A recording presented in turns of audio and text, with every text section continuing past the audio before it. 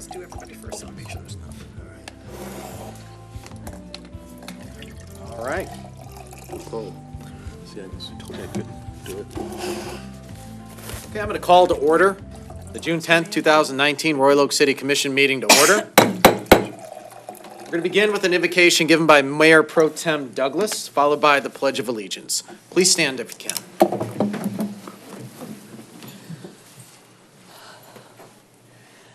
On June 10th, 1919, Michigan became one of the first states to ratify the 19th Amendment. In fact, Michigan had approved women's suffrage in 1918, even before the congressional vote. Voting was the first step towards women's equality. We have walked many miles since then and celebrate our sisters' achievements. But our journey goes on. Our daughters and granddaughters deserve equal pay and equal status in the workplace. We should see the same percentage of women in state and federal offices as we see at this table. So I say today what Susan B. Anthony said 100 years ago. Oh, if I could but live another century and see the fruition of all the work for women, there is so much yet to be done. Amen. Amen. I pledge allegiance to the flag of the United States of America and to the republic for which it stands, one nation, under God, indivisible, with liberty and justice for all.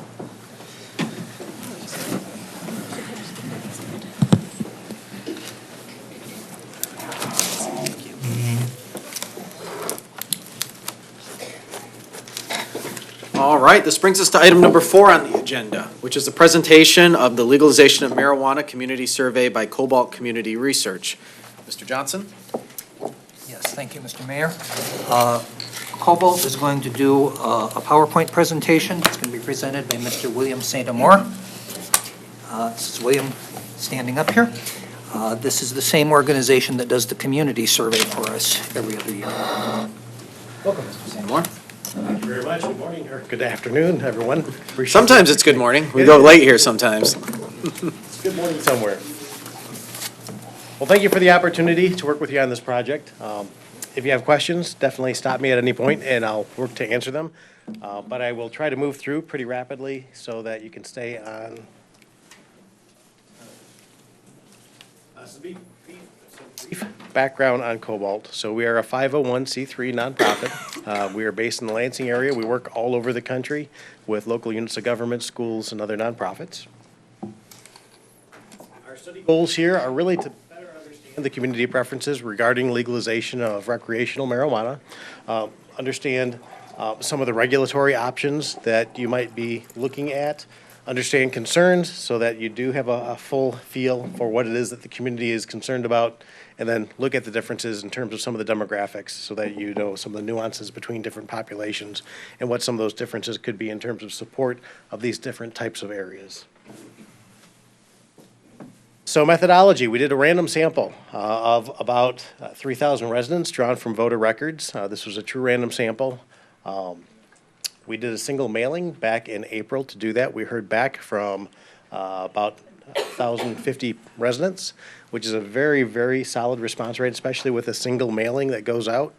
People had the opportunity to complete it either by paper with the business reply envelope or to go online and return it. And we had controls in place to make sure that we were getting responses from valid surveys and that people, even if they tried to respond more than once, they were only counted once in terms of what their responses were.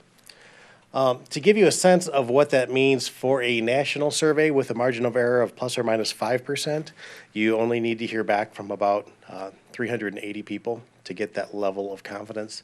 The fact that you've heard from over 1,000 people and you have such a tight margin of error means that the data is very solid and gives you a good basis to make the decisions. In addition, we also had a number of folks who voluntarily responded to the survey if they chose to share their ideas. In the detailed information that's been provided to staff, there is a line that shows how those individuals responded, along with their comments. But in the information I'm presenting tonight, I'm not including those responses in these numbers. These are the ones that are actually based on the random sample and are more reflective of the community. Okay, I like to hit the bottom line first, and then I'll go into the details. So the majority of residents do support all of the different types of marijuana businesses that you've been considering. The plurality believe that some limits should be put in place. So when we look at all the folks that said yes, most of the people who said yes said, you know, there are reasonable limits, reasonable regulations that ought to be put in place along with that as well. Often being really consistent with alcohol regulation. We listed a number of potential regulations in this survey, potential regulations and limits, and all of them had majority support. So some more so than others, but there was pretty consistent support for those different types of things. When we looked at the skew in terms of was there a difference in terms of opinion based on age, there was. Older residents tended to be a little less supportive than the younger residents, but often there wasn't that great of a difference between those two age groups. And consistency with alcohol regulation and matching some of the medical, making sure that the medical marijuana regulation kind of all matched together in a similar sort of way. That was something that also came through in the comments. People really don't want to have a bunch of different ways of regulating things, but really thinking through how can you make it as consistent as possible. In the information sent to staff, we have a lot of crosstabs, and this is just a tiny, tiny corner of what they look like. But essentially, we take every question in the survey, and they go across as rows in these spreadsheets. Then individual demographic groups are, columns, and then individual demographic groups are the rows in those columns. And then we add the shading so that you can see at a glance how consistently people responded to each of these individual areas. So lighter red or lighter green means that it is a lower number. A deeper green is kind of a higher number. And if you're just to drop your eye down a column, you can see where there's more consistency in terms of everything is pretty much the same shade. Or you can see where there's some differences, particularly with some of the older cohorts. You can see where it might be a little bit lighter in terms of green for some of those options. So let's dive into the results themselves. So when we look at which types of businesses to allow, and I'll start off just on the far left side. You've got those 5 columns. We're looking at growing businesses and which ones should be permitted. 27% say yes, regardless, without regulation, we should allow growing businesses. A limited yes, and by limited that means putting some regulations in place and so on. Those were about 38%. If we take those two and add them together, about 65% say in some form yes in terms of allowing the growing businesses. 33% said no, 2% said that they're not sure. And generally, as we go through the survey, there were very few people that were unsure. People pretty much dropped into one of these categories. And so we can see across all of these different types of businesses, so the second set of columns is looking at safety compliance facility, processors, micro businesses, and retailers. All of those had a majority of folks saying yes. And so then it's just a matter of working through how to implement that. So then looking at each of these businesses in terms of location. So when we look at retailers, commercial areas, you can see that there is a combined yes of 65%. Again, similar sort of pattern. When we look at retailers in industrial locations, again, 62%. When we look at downtown, that's where it gets a bit softer. So only about 49% support having those kinds of organizations in the downtown area. A much higher percentage of folks say no. So that's something that you'd want to look at much more closely. That's interesting.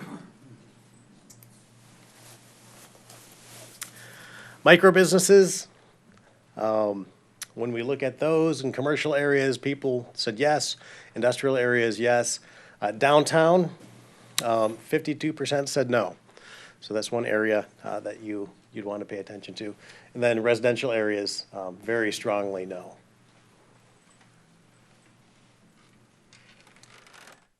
Safety testing, distribution, and processing.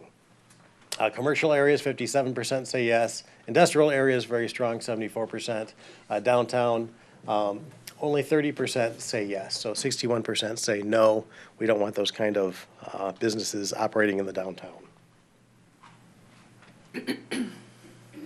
Growing operations, a bit more mixed. Commercial areas, yes, but not by a huge amount. When we look at the industrial areas, so much larger combined yes. When we look at downtown, a very strong no. Indoors, yes. Outdoors, very even. So from an outdoor regulation standpoint, that's something that you'll need to discuss more. We then went through and we provided a list of potential types of regulations to give you a feel for the types of things that people would support. And it was essentially a yes, no, not sure kind of thing with these options. And you can see that at the very top, background checks of owners and employees, 82% of the respondents said yes, that's something that should be done. And as we drop down that, even looking at visibility of products from the street, 51% said yes, that's something much softer, but still a majority of folks responded saying that that is something that would be appropriate. We asked about medical marijuana and recreational marijuana and how they should be regulated. So the first question is, allow medical marijuana businesses with the same limitations as recreational marijuana businesses. 48% say yes, that's the right thing to do. 31% wanted the marijuana businesses with fewer limitations, and 21% say do not allow medical marijuana.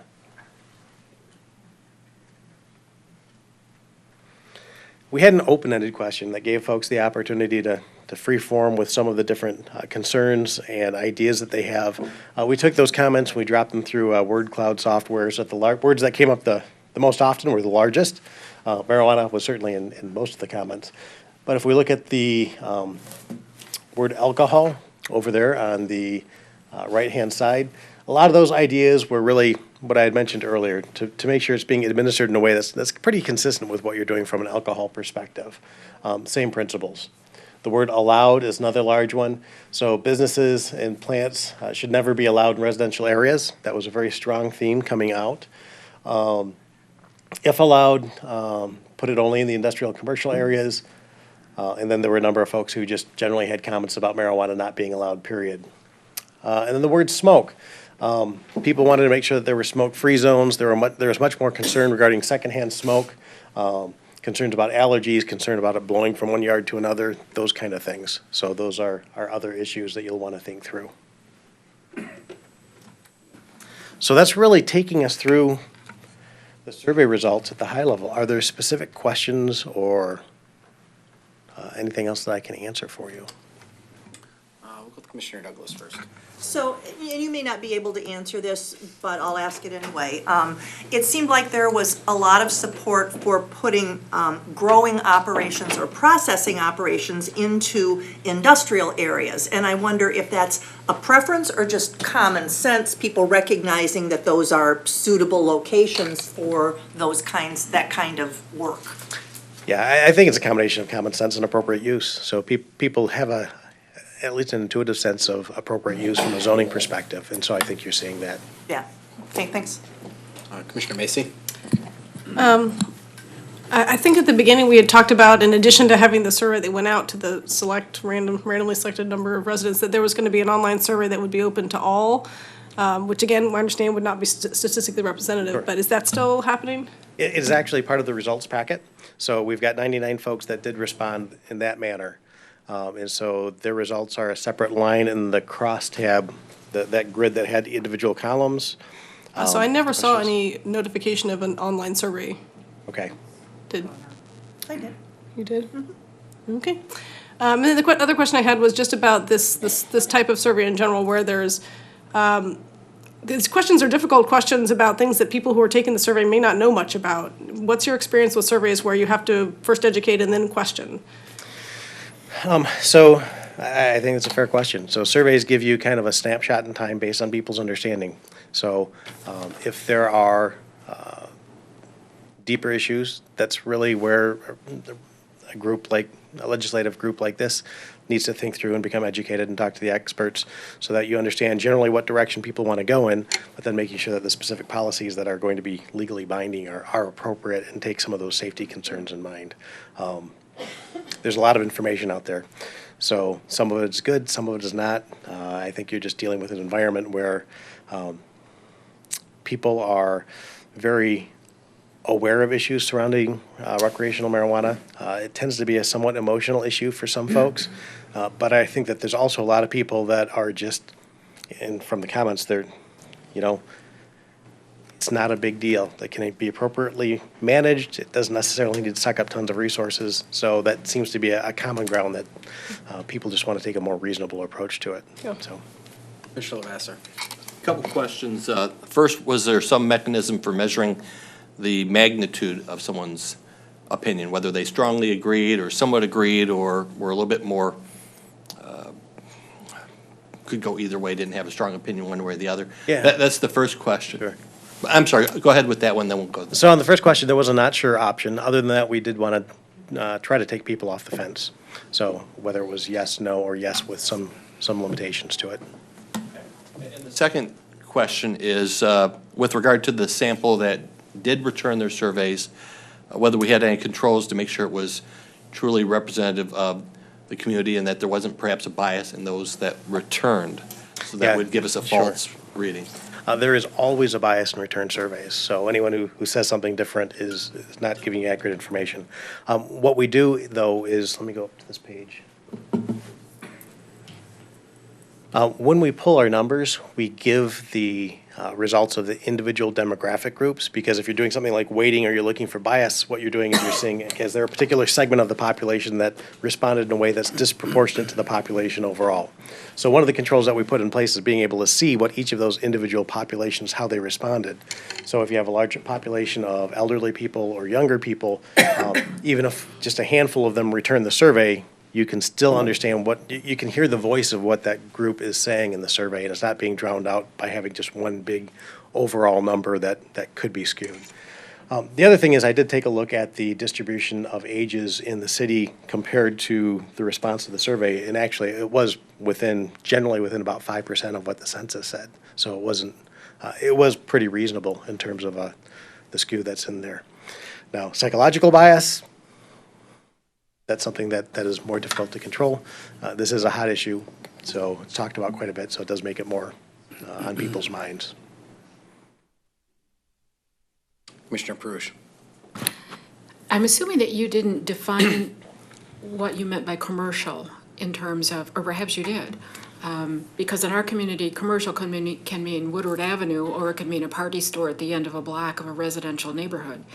So did you define that term at all or narrow it down to specific types of commercial areas?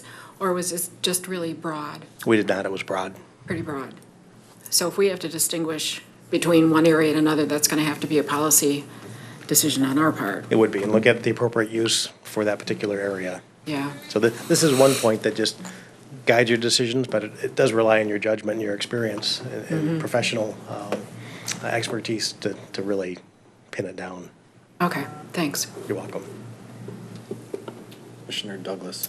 Did the voluntary responses, as opposed to the sample responses, differ significantly in their opinions from the sample? The voluntary tended to be more in favor of allowing recreational marijuana.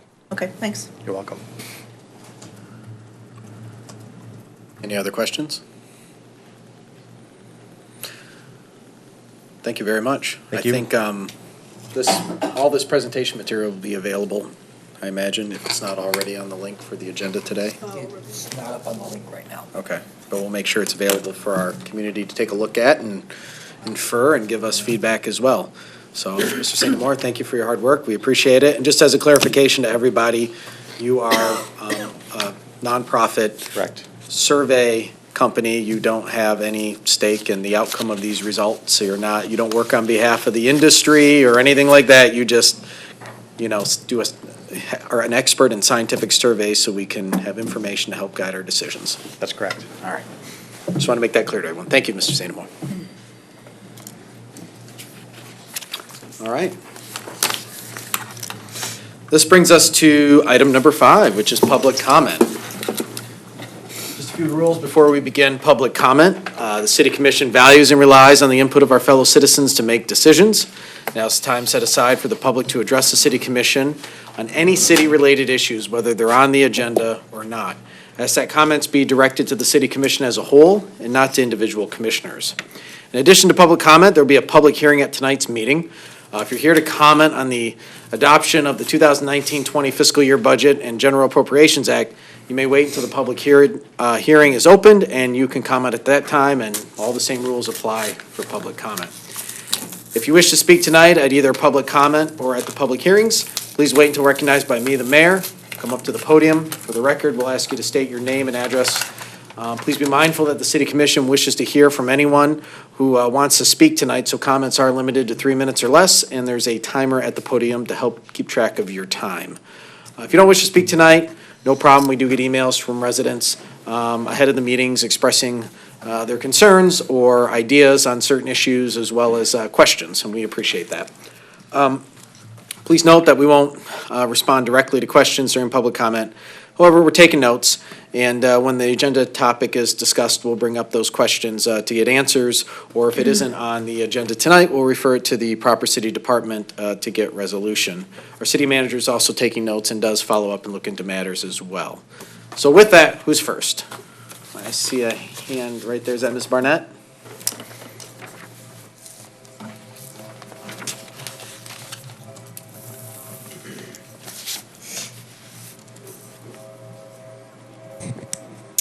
Hi, Nancy Barnett, 506 North Troy. I wanted to come and express my gratitude to our police department for the fine job that they did with the incident that occurred over here on North Main, just a block from my house, where a woman was caught with a gun and had fired shots and then sped away down Main Street like she was in Indy 500. Also, I would like to know if you give it some thought to somehow create some kind of ordinance. I'm not sure what words to even describe. I don't want guns in nightclubs. I don't want customers coming in, whether they're legal CPL holders or not. It's a liquor establishment. Everybody knows what booze does to you. When you drink too much of it, you get nuts. And what that woman did was crazy. She had no thought whatsoever about anybody else's lives around her or herself. But I do think it was funny when she crashed her car and then it caught fire. I'm sorry. I don't have mercy on people like that. I just don't. But if we could come up with an ordinance or some kind of game plan where, you know, they can frisk your bag when you walk in there if you have a gun, metal detectors, whatever it is. I know people have privacy rights. We're getting a little bit sticky, but I don't want any guns in nightclubs. Any place that serves alcohol, there shouldn't be no guns. Thank you. Thank you, Ms. Barnett. I see Ms. Hennessy. If that's her hand.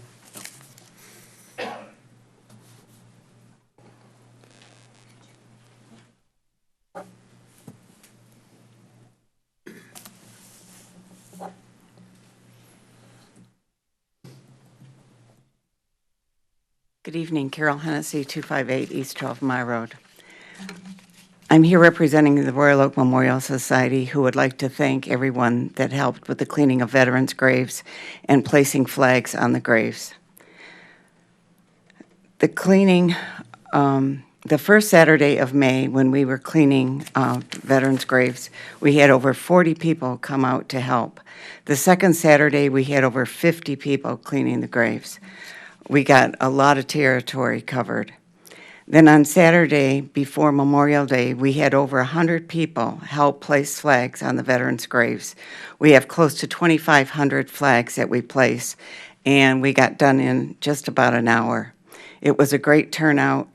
We had people from Flagstar Bank, Ally Corporation, the Gentlemen Songsters, Royal Oak High School football team, Shrine High School students, scouts and families, all from Royal Oak.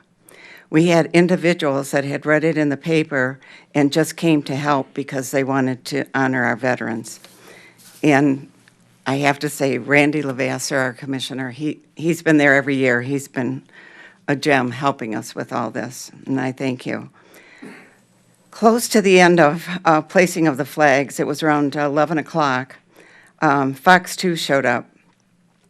And they saw a young veteran with a little boy placing flags on the graves. And he went up to them and asked them why they were doing it.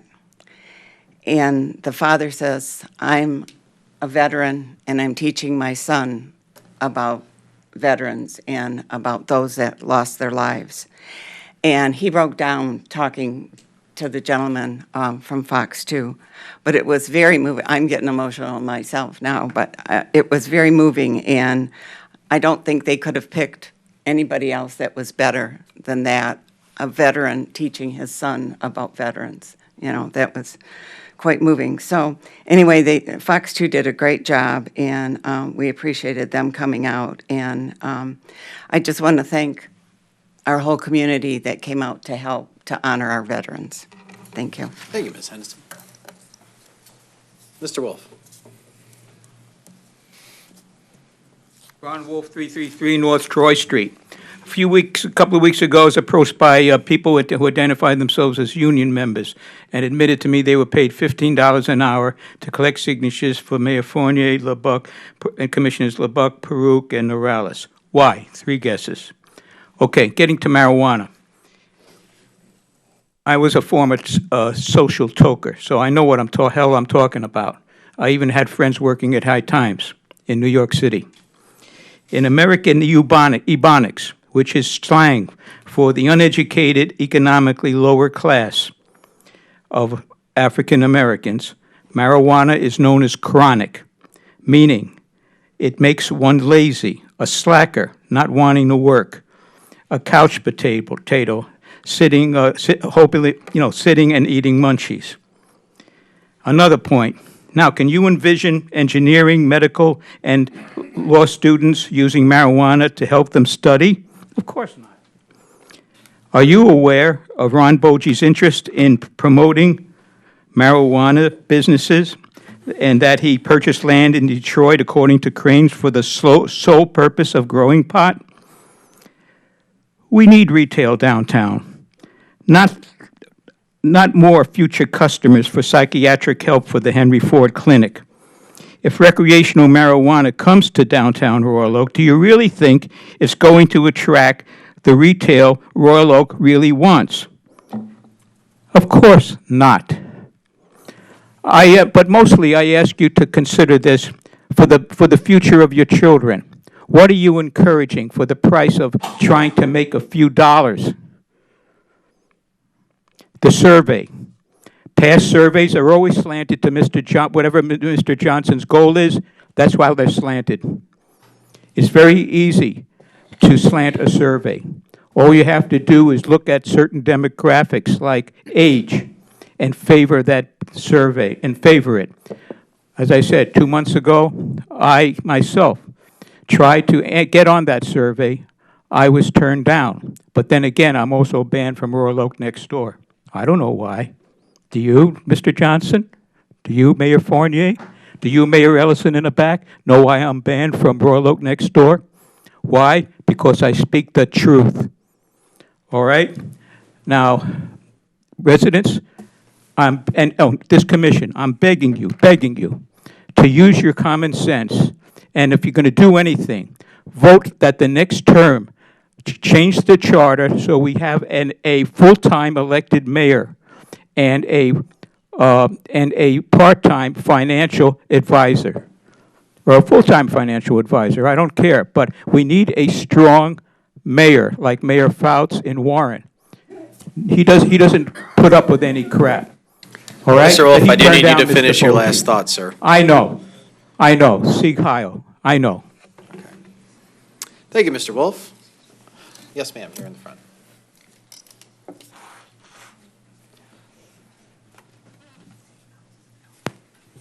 My name is Dee Gage. Can you hear me? I'm getting short. Can you hear me? Yes. Okay. My name is Dee Gage. My address is 1361 Oakland Street Northeast, Grand Rapids, Michigan. I drove all the way here to specifically talk to you about your, it's called the retail pet store sales ordinance.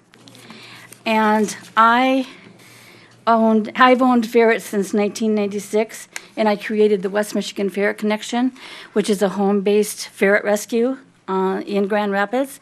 I've had that since 2001. I've been advocating for ferrets since 2001, and I'm a member of the Department of Ag Companion Animal Committee, and I've been a member of that committee since 2004. And I'm one of 55 rescues in the United States that have that are ferret-specific to ferrets, and I've rehomed over 600 ferrets since 2001. Currently, I have 35 ferrets in the shelter. They range in age from a year to 7 years. The ferret community doesn't have the overpopulation problem that the dog and cat people do, but we have pet stores that sell to uneducated, impulsive customers. Ferrets are different. They're not rodents, they're not rabbits, they're not gerbils, they're not hamsters, but when a person walks in a pet store, they see them housed in cages like rabbits and gerbils and hamsters and figure that that's all you have to do is take them home and throw them in a cage. And then when they realize how much work they actually are, that's when I get them. Last year, I had over 70 ferrets at this time, and they were coming in left and right. The clerks don't know anything about them. The turnover in a pet store is just like that. So these people don't know anything about ferrets. And ferrets are a lot of work. They're very social animals. They're more like kittens and puppies all their life. And we have also the problem with Marshall Farms. They're the largest, if you want to call them, ferret mill. You've got puppy mills. We have the largest ferret mill in the United States. And they supply the majority of ferret kits to the pet stores. And Petco is the most popular one. Marshall Farms began breeding in 1939, breeding beagles and ferrets for research. And they do that today. They still do that today. And then in the late 1980s, they started breeding commercially because ferrets used to be illegal in a lot of states across the United States. And then gradually, as they became legal as companion pets only, then Marshall's got on the bandwagon and they started breeding for commercially and for pet stores. What happens is that these ferrets are like this big when they're born. And then they are shipped to a broker at 6 weeks. And my contention, and a lot of people in the ferret community say that they don't base it on age so much as they do weight, because there are a lot of ferrets that come into pet stores that still have not been properly weaned. And so they're kept in the pet stores. They're shipped at 6 weeks. They're sold at 8 weeks, and then they're returned to shelters. I had one ferret come in last year, I swear. She was... Ms. Gage, I do need you to finish your last point. Okay. Ferrets deserve to be protected. I would appreciate it if you would add them to your retail ban. Please. Okay. Thank you. Thank you. Thank you for coming all the way from Grand Rapids, west side of the state. New York City and Washington, Yes, sir. D.C. Mr. Ashley?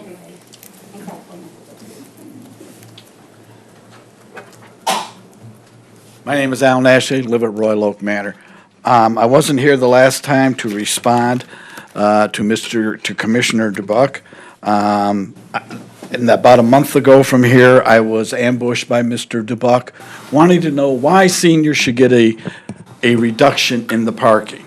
And I like to state a case, and I'm sure you remember it. You Mr. got me. Ashley, Yeah. commission as a whole, please. Okay, but anyways, this panel here gets 2 to 4 paychecks a month, if I'm not correct. Of that, you pay your bills. I would bet after you take your taxes out and all that, your net is more than any paycheck at Royal Oak Manor. Probably by almost $2,000 more than any paycheck that comes from Social Security. What you don't know, since you don't collect Social Security, is the federal government takes taxes out of us, plus Medicare they get their fair share out of us too. So we get federal taxes taken out, plus Medicare, before we even get our paychecks. So in 1 month, we have to pay for everything that you get 2 to 4 paychecks. That means we have to plan for everything, planned and unplanned. Nobody at Royal Oak Manor gets a large Social Security check because they wouldn't be living there. And since a commissioner on here has disdain for seniors and has told seniors to the face that they're too old and all that. When that person becomes a senior, I hope somebody tells that commissioner, you're too old to do anything. And you commissioners here who say seniors are too old to drive, then if you're designated a senior, I hope you all turn in your keys and quit driving. Lose your mobility, lose your sense of freedom, because that is what you're doing. We only get one. I have a prescription that costs $536 a month for my prescription. If I didn't have Medicare and additional things, insurance, I couldn't afford it. I would have to go without it. And I pay my own additional insurance. That comes out of my 1 month check, not out of 4 checks like most of you, or 2 checks like some of you. I get 1 check a month. And that 85% raise in a parking pass is a very large raise that was unplanned, and it's very difficult to go from month to month. Thank goodness for the church for covering us for till October. After that, it's going back up to 45. I hope you reach your senses, and I hope the people here who are not seniors, when you become seniors, somebody doesn't tell you you're too old. Thank you. Thank you, Mr. Ashley. Mayor, Commissioner Dubug. forgive me, I just want to correct the record there, because we make it known at the beginning of public comment that we can't respond to questions or enter into dialogue. I did approach Mr. Ashley to have a conversation because we can't do it at the table, which we're not going to do right now. And I said, here's my concerns. I would like to help you solve this problem. Help me solve the problem. And that was the conversation. I don't know if that's an ambush or an attack on seniors. And it's a complete mischaracterization of the conversation. I thought I'd set the record straight. That is Mr. Ashley, it's not a back and a forth. conversation about how do we identify policy at this table. You're out of order. Mr. Wolf, you know the rules, sir. Please be respectful. Mr. Wolf, please be respectful, okay? Thank you. All right, who's next? Mr. Harrison.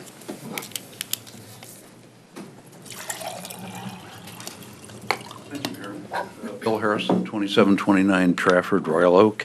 Just in case anybody's wondering, I will not be renting to somebody that's dealing in marijuana. I've already turned down 3 over the years.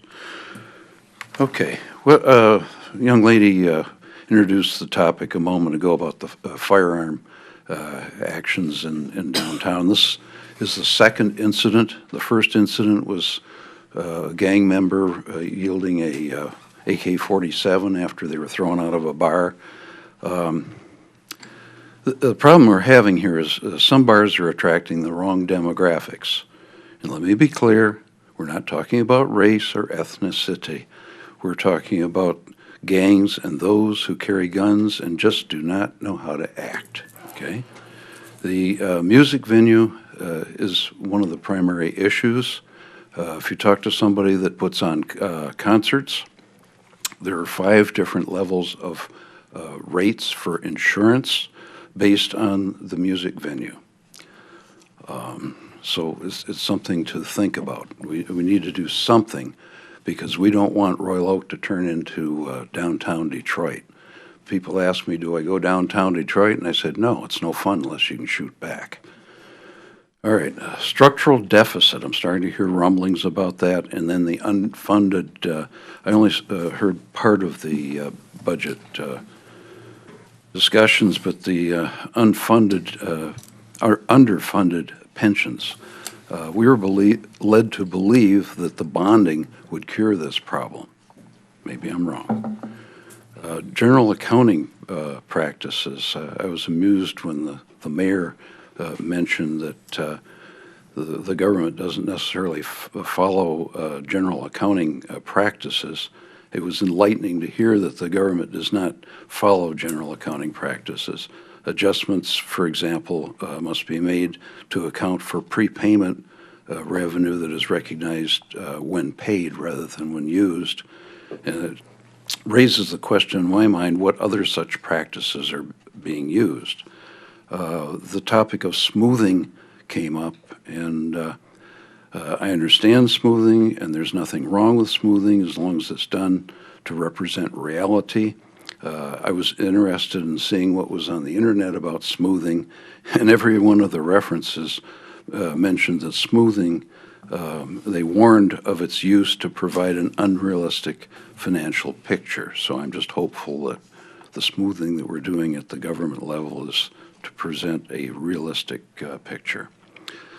Still concerned about, given the allegations of a structural deficit and the fact that we're underfunded on the pensions, still believe that the new city hall and the police station are wants, not needs, more so the city hall than the police station, and that it is a drain on the general fund. Mr. Harrison, I do need you to finish your last point, sir. Last point.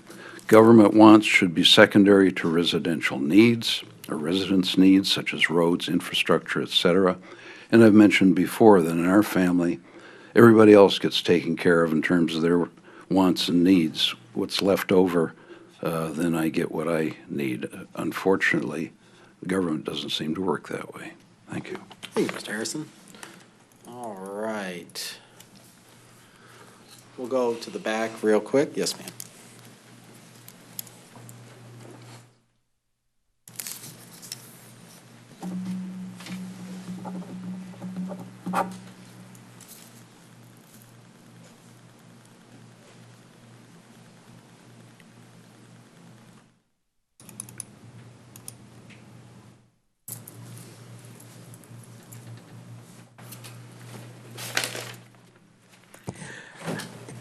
My name is Joan Johnson. I live at 709 Lockwood Road, Royal Oak.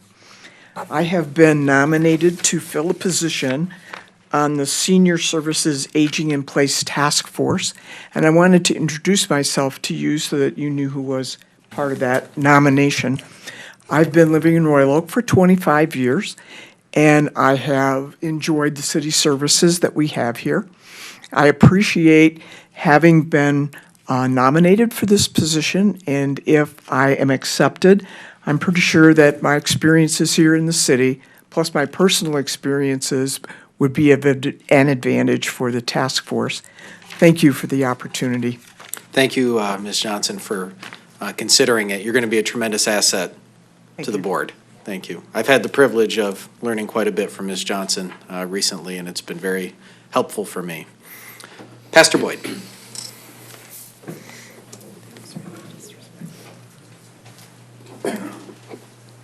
Commission members, I'm Pastor Preston Boyd, pastor of Mitcham Chapel AME Church at 4207 West 14 Mile Road in Royal Oak. I actually came here to meet someone tonight, but medical marijuana came up, and so I do have a comment I would like to share with you on that. One of the things that came up was, what is the definition of commercial? One of the commissioners mentioned that. That's key for me. The second thing is a question and also a comment. I think it's important that we take a look at communities that have had marijuana and these type businesses in their areas over a long period of time, 3 or more years, so that we can actually get a good look at the impact that those type businesses have on communities. I know that people want medical marijuana. If you put it to a vote, it'll pass in most places. Children would want ice cream and cookies for breakfast, but we wouldn't give it to them always. So I just urge you to look at this very carefully. The other thing that didn't come up, and it may be in your data, is that people have said they don't want these type businesses in their residential areas. Put them someplace else. That's the first indication that people know the impact that these type businesses can have. If I don't want it near my home, but it's okay in somebody else's area, that tells you that I know something's not right. If approved, if you all approve this, and these medical marijuana businesses come in, I think it's very important that we look at the controls that we put in place and also the locations. As a pastor in Royal Oak, I wouldn't want one located near my church. I can imagine that the parents here wouldn't want them located near their schools. Before coming back to Royal Oak, I pastored in Detroit. Plenty of medical marijuana businesses, plenty of liquor stores, and I had to deal with gunshots when I was preaching on Sundays. I had to deal with conditions around my church, and I saw the impact of these type businesses. So please be very careful. I know that the revenue is something that all cities have to look at, and it's something that weighs on your minds. You have a city to run, but at what cost? So it's a decision that I wouldn't want to make, but you're going to make it. So please get input from other people. I would also suggest that you allow the clergy in this area in Royal Oak to be a part of those discussions, to share with you what we know about it and the impacts that we see on our congregations. So with that, I hit my timer. Thank you for your time. Thank you, Pastor Boyd. Who's next? I see, sir? Yes, sir.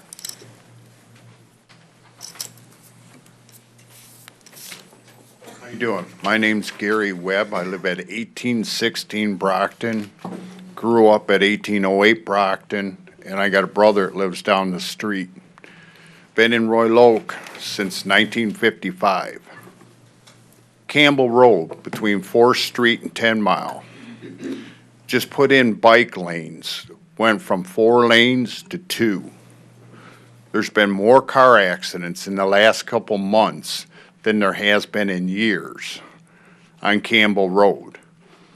You have traffic in the evening backing up from 4th Street all the way down on to 696. In the morning, southbound's backed up. You have people trying to pull out of the subdivision and almost getting hit. People are learning, if you cut down Roland, you can go to Helene, take Helene north through the subdivision. They're also learning Barrett, Dallas, and Brockton. They can cut in there and shoot up Kenwood. We've almost had 2 little ones hit in the subdivision. We thought you were going to turn it into a 5-lane with a center turn lane like you did north of 12. You put in the bike lane. I've seen 3 bikers on the bike lane, about 35 on the sidewalks. It's not safe the way it's been put now. Fresh approach, Lincoln and Campbell. People are almost getting hit there daily now trying to pull out a fresh approach. It needs to either go back to 4 lanes or opened up to 5 lanes. And somebody ought to look at the blacktop because it's already starting to deteriorate. One other quick thing I have a question about, sidewalks. Hudson and Helene. You have a sidewalk leading out of the school ground, crossing over to Hudson, which dead ends at Helene. It used to be grass, curb, then you cross the street, curb, grass, sidewalk. Put in sidewalks across the boulevards. Then we come in, we tore the sidewalks out, put handicap ramps in. Just recently, they tore them out, put curbs back in and went to grass. How much is this costing? It's ridiculous. It doesn't make sense to me. That's all I got. Okay. Thank you, Mr. Webb. All right, who's next? Is that Mr. Halleck?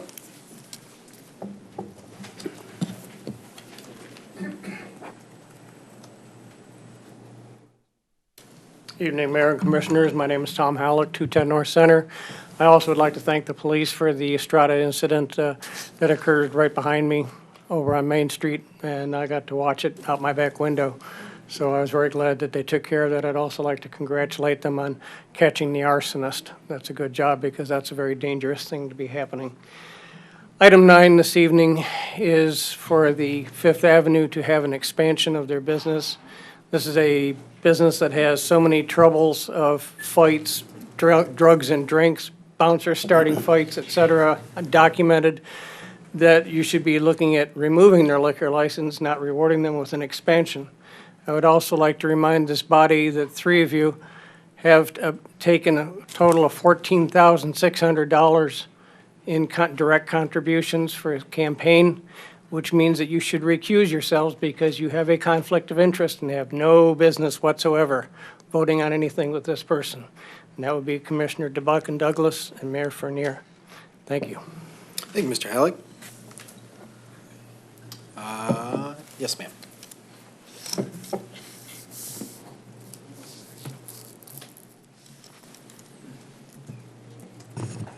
Hello, my name is Ann Griffin. I live at 20501 Urban in St. Clair Shores, and I'm the Director of Advocacy for the Michigan Humane Society. I was here at the last meeting when the retail pet sale ban was introduced, and I wanted to thank you all for bringing it back tonight for first reading. I did just want to take a moment to correct the record. I was looking at the materials online about the language of the ordinance as it was brought back, and credit for drafting it was given to the Michigan Humane Society. And as much as we would love to take credit for that, that credit actually goes to the Humane Society of the United States, Michigan chapter, and my friend Molly Tamulevich. So I just wanted to make that clear to everybody. Thanks so much. Thank you, Ms. Griffin. We'll go with Mr. Karlowski.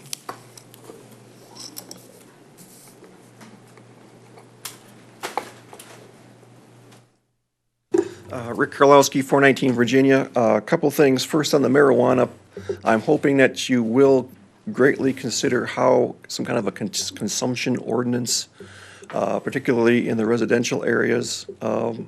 Obviously, people want to do this, don't have any that's up to them, but everybody should be able to have their use of their own property for their own sake. And if you're going to use marijuana in several forms, particularly smoking it, you're going to let everybody in the neighborhood know about it. And how you consume it, I guess, is, hopefully we can get some kind of a resolution here on how you're going to consume it. There's a whole bunch of ways to do it without having to, for lack of a better term, pollute the environment while you're doing it.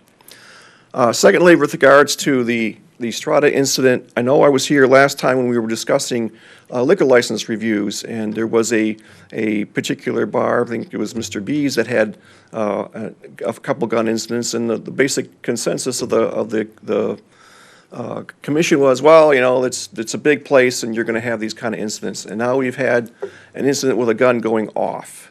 I'm certainly hoping that you folks will take a look at calls and venues dumping fights onto the sidewalk to be taken care of by our police force rather than holding the fighters and then calling the police.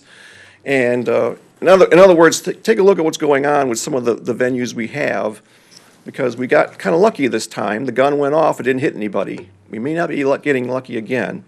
And it's not going to take much of an incident, particularly anything fatal, to really put a damper on your downtown. Thank you. Thank you, Mr. Karlowski. Go with Ms. Wagman.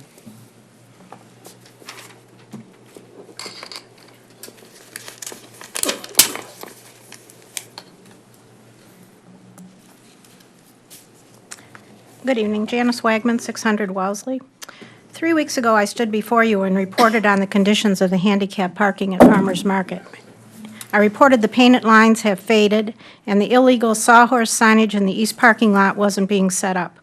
I reported because of these conditions, these spaces and the egress between them were being used illegally, and it had been going on for a while. It slowly deteriorated. Since that time, again, that was 3 weeks ago, the city has done nothing to improve the conditions, and adding insult to injury, has removed the signage from the 2 spaces in the west lot.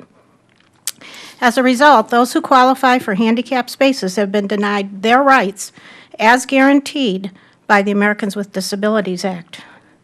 The majority on this commission rallied to defend the rights of immigrants, having passed the Welcoming Cities Resolution, and rallied to march against hate when an individual with serious mental health issues spray-painted graffiti on fences, passed the Human Rights Ordinance, proclaimed May as National Bicycle Month, spent an enormous amount of money to install bicycle lanes, signage, and lights, and on, but handicap parking at Farmers Market, where the minimal 10 spaces once existed, are ignored. Although I appreciate the extra spaces in the parking deck for the adjoining downtown businesses, in reality, the majority of people who qualify for handicap parking will not be using them to shop at Farmers Market. If, as has been your mantra, Shoppers will walk over to the close and convenient parking structure when shopping at Farmers Market. The city, should also provide more than the minimally required handicap spaces in the parking lot of Farmers Market, clearly marked as required by the ADA. Further, the DDA made a recommendation at their last meeting, almost 1 month ago, to provide handicapped angled parking in the downtown, a start towards acknowledging the discrimination that has existed.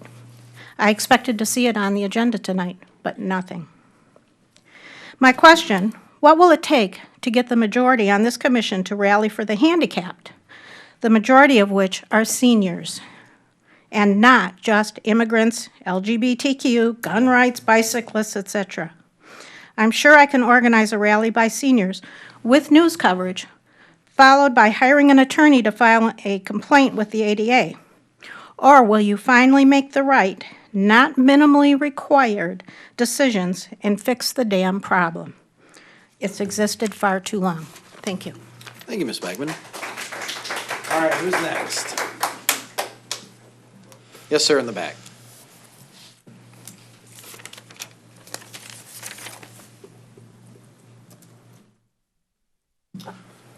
Hello, my name is John Galetka, and I live at 402 Royal Avenue, right near 13 Mile in Maine. I'm here to offer a post-disaster traffic study of the area since the bike lanes and the road diet has gone in. I know that people mentioned it before. I believe I saw them being dismissed, saying that they could use Crooks or Rochester. Well, they do. They do. So now Rochester is jammed up. At peak times when people are on the road, you know, Maine, it's not busy all the time, but when everybody's out, then everybody's out, and they're out for a reason because of their time schedules. But when they're out there, Main Street is jammed up. It's jammed up going south. It's jammed up north, from north coming south, south coming north. It's jammed up on Rochester Road. It's jammed up on Rochester just south of 13. And it's difficult when you have to use those roads. When you have to use, for example, Main Street and Rochester, you really can't avoid it. So you're crossing roads, you're waiting for traffic. Traffic is much more delayed now, going 25 miles an hour, single lanes. It just probably the time is cut, or doubles the time rather, of people on the roads. People can't pull out of side streets. People sometimes do, as I do maybe, and you go down, you drive out of your way, you know, an extra half mile or whatever. I've had times on Rochester Road trying to get out, trying to get and make a left turn coming out of an establishment I had just been in, and I can't get out. I can't get out. I wait. Okay, fine. Into the side roads, down to 13 Mile. Oh, maybe off to Campbell and down to 13 Mile. It gets ridiculous. So besides the added slow traffic, then you got people being on the road longer than they need to be. Oak Ridge School. I have 2 children, so I'm on the road at those peak times, a couple times a day, 4 times a day, 6 times a day at least, plus more. But that school is jammed up right in front of the fire station there. It's jammed. The traffic's backed up past the fire station, maybe another block or 2. And it takes forever to get in there. Of course, some people have given up. They're now walking a couple blocks. I felt very sorry for them today. They had very pretty umbrellas, but I still felt sorry for them having to walk to take their kid to school. So anyway, there's no flow out of the parking lot because people are just jammed. They can't get out, so people can't get in, and it's a disaster. It's really a disaster for many people. Anyway, the benefits. So the benefits they have in bike lanes. I've counted this year, I put it down on a calendar, I've counted this year, I've seen 23 bikes using the bike lanes and 15 on the sidewalk. I say this year, but probably since, you know, the end of October. I'm not out there all day long, but I'm out there at the peak times. So the times I'm out there, maybe I've seen 25,000 cars and no bikes. Mr. Gletka, I do need you to finish your final thoughts, sir. Very good. Nobody uses the islands. The kids run in the street. You should know this for safety reasons. Kids and other people use the bike lanes. For some reason, they decide that they can run in there. At night, I've seen kids running there at night, and I've yelled at them, but also other people. So that's not safe. There's potholes that you should know about, which makes it not nice for driving your bike, which creates puddles that when bikers are driving, where do they go? They go into the traffic lane. So that is not safe. Your final thoughts, sir, please. We have other people that wish to speak tonight. Oh, okay. Very good. Well, anyway, I think what you should do is use the opportunity this summer, while there's no school, to put the road back the way it was so traffic could flow. Don't make traffic worse. If you're, I know, you say you're friendly family, but be friendly to families, because there's a lot of people don't like it. If you ask them, how do you like it, first words, I do they have to say, cut you off because I get I in a lot of hate trouble. the bike lanes. Okay, understood. Oh, don't get trouble from me. No, I understand. Okay, but just to relay this, and I'm here today because of those people. You haven't seen me here all these weeks, but I We felt appreciate today. you coming out, really do. Okay. Thank you, sir.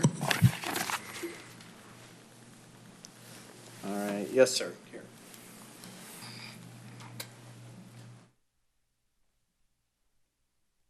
Good evening. My name's Randy Painter, 721 Catalpa. I resent having to be here tonight, but it's come to my attention about the structural deficit problem here in Royal Oak. I was going to come with a lot of notes with details, as you all know, numbers, everything else, but I don't think you want to hear about that. So I got thinking. The symptoms of the problem.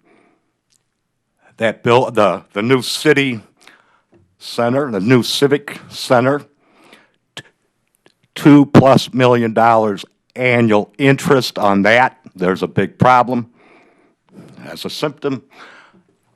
Another is we're going over our own stated limit of financial debt as per our city charter. You know, what's that about? Can't we even honor our own city charter? Looks like we can't. That's why I resent being here tonight. It's in your hands, it's incumbent upon this commission to handle the city budget problem. That's why we voted you in to handle the budget. I think it's incumbent upon all of you to balance this budget. And if necessary, I know this is going to sound extreme, but I think we should put a moratorium on the new civic center, because that's a big bugaboo. And we don't need it at this point in time. And I hope that you see your way through to provide good government here in Royal Oak. You know, they say we get the government that we deserve. But I'm going to say something here. We deserve better than what we have. And with that, I'll go back to my seat.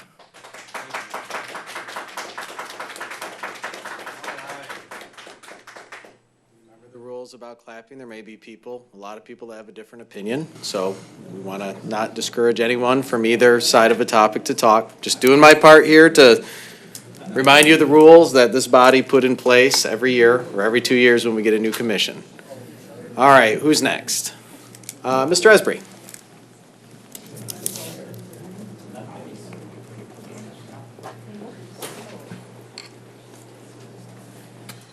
Good evening, Mayor and Commissioners. Clyde Esbree, 4135 South Fulton Place. We've heard a lot of talk about the bike lanes and the lack of usage and so forth. It was a great weekend for cycling, and actually I used the bike lanes in Royal Oak this weekend multiple times, but it really got me thinking. Those of you who know me on Facebook know that I use bike tracking apps, so I can track my distances and rides and all that good stuff. But the information that's available through that app is actually pretty comprehensive, and here are some hard numbers. And keep in mind, this app resets the count numbers every January 1st.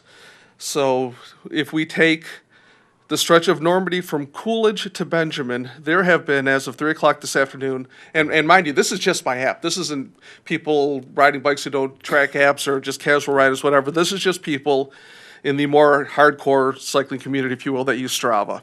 Anyway, Normandy, Coolidge to Benjamin, 17,229 trips this year. Benjamin, Normandy to 13, 12,445. The big discrepancy, I believe, is the fact that the underpass at the viaduct is virtually unrideable.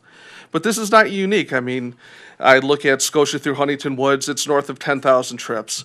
You look at Oak Park Boulevard, it's near the high school, you're at 8,500 trips. On the new stretch of Campbell, where the bike lanes were just installed, there are 502 unique riders that have used that bike lane since it's been installed. These bike lanes are being used, and they're being used in big numbers, and the people who say that they've seen 3 bikes and that's all there is are simply wrong. And it's actually very exciting. I mean, being able to, with the connectivity going into place and being able to cycle the entire Metro Detroit area, it's working, people are using it, it's money well spent, and I urge you to continue to do so. Thank you. Thank you, Mr. Esprey. I see a hand in the back.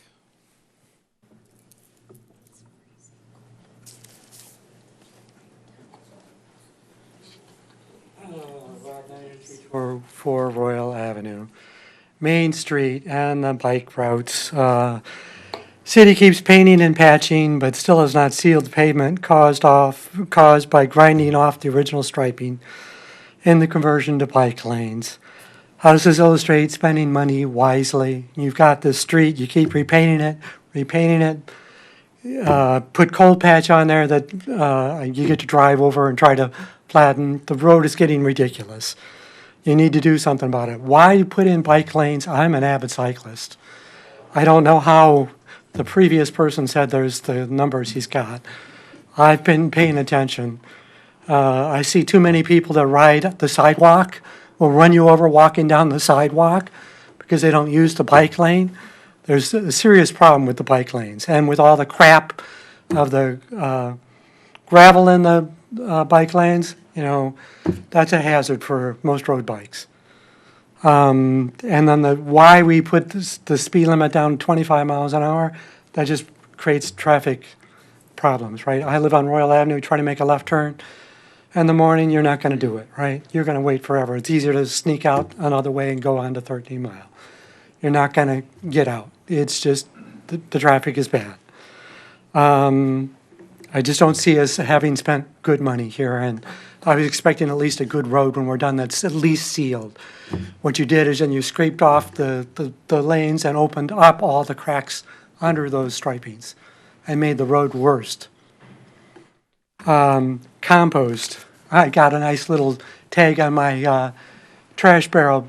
You sent a supervisor behind the trucks apparently to figure out why trash isn't taken out. I apparently put my compost pin with the word compost facing away from the street.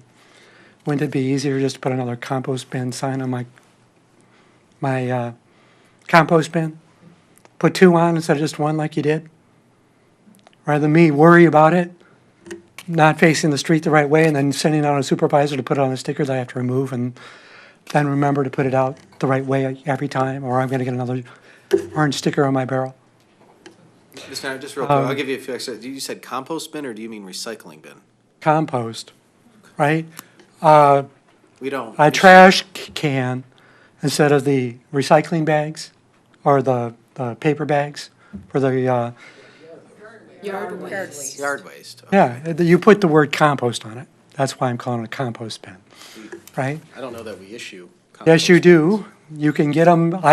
You search high and low to find one that you can put on a bag, right? Or on a garbage container.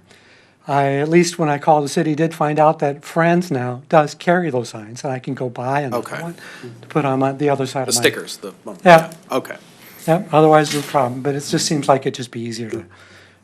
You're putting money out for this, and the supervisor's going out there, you might as well just put the other compost. This didn't seem like good use of money. And then the city budget, I have a 401k, and obviously I'm not earning the money I expected on it. I'm not pretty sure that your pension works the same way with the city. and having a structural deficit and all this money I see going out and not balancing the budget, that's not good. I don't see, you're building a lot of stuff. You got flooding in the past, going down Royal today during the heavy rain. Almost every sewer spot was backed up and I had to drive through water today. Mr. Niner, I did you finish your last thought? Well, that's show some consideration for the rest of us homeowners, right? Yeah. Just to help you too, we don't have a 401k or a pension. These guys get $20 tonight and I get 40. No, not you. I wasn't referring to you. The staff of the city has a pension fund. And the city taxes pay for that, do they not? That's true. As part of balancing the budget? Some people do, yes. Okay, and We're more on a is that direct, sufficiently most vetted at employees this are point? most employees now are on a direct contribution, which is akin to a 401k, than a direct benefit, which is a pension. So Yeah. it's not So everyone. we're like everybody else, you're, Yeah, most employees are like all of us, like yeah, 401k. switching to, because of obviously the cost, but we still have that legacy cost that's gonna Yeah, come it's out there. and bite us. Yep. Yep. Thank you, Mr. Niner.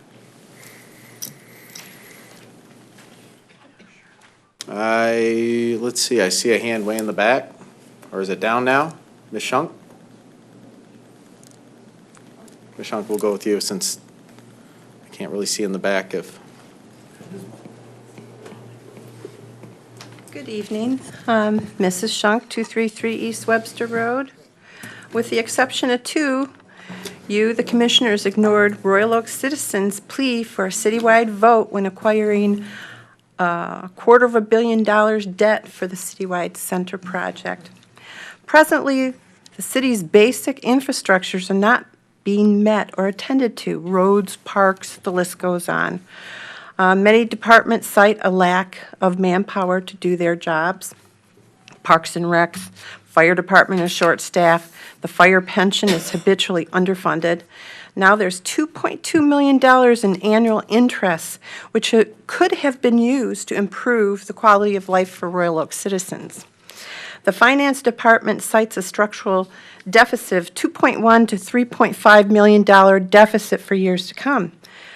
It's time the commission, and the commission needs to become a financially, fiscally responsible city government without dumping this debt on the taxpayers' back.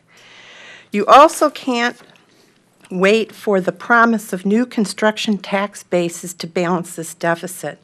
Furthermore, I respectfully request when hiring a new city manager, he or she be or become a Royal Oak resident, as previous managers were.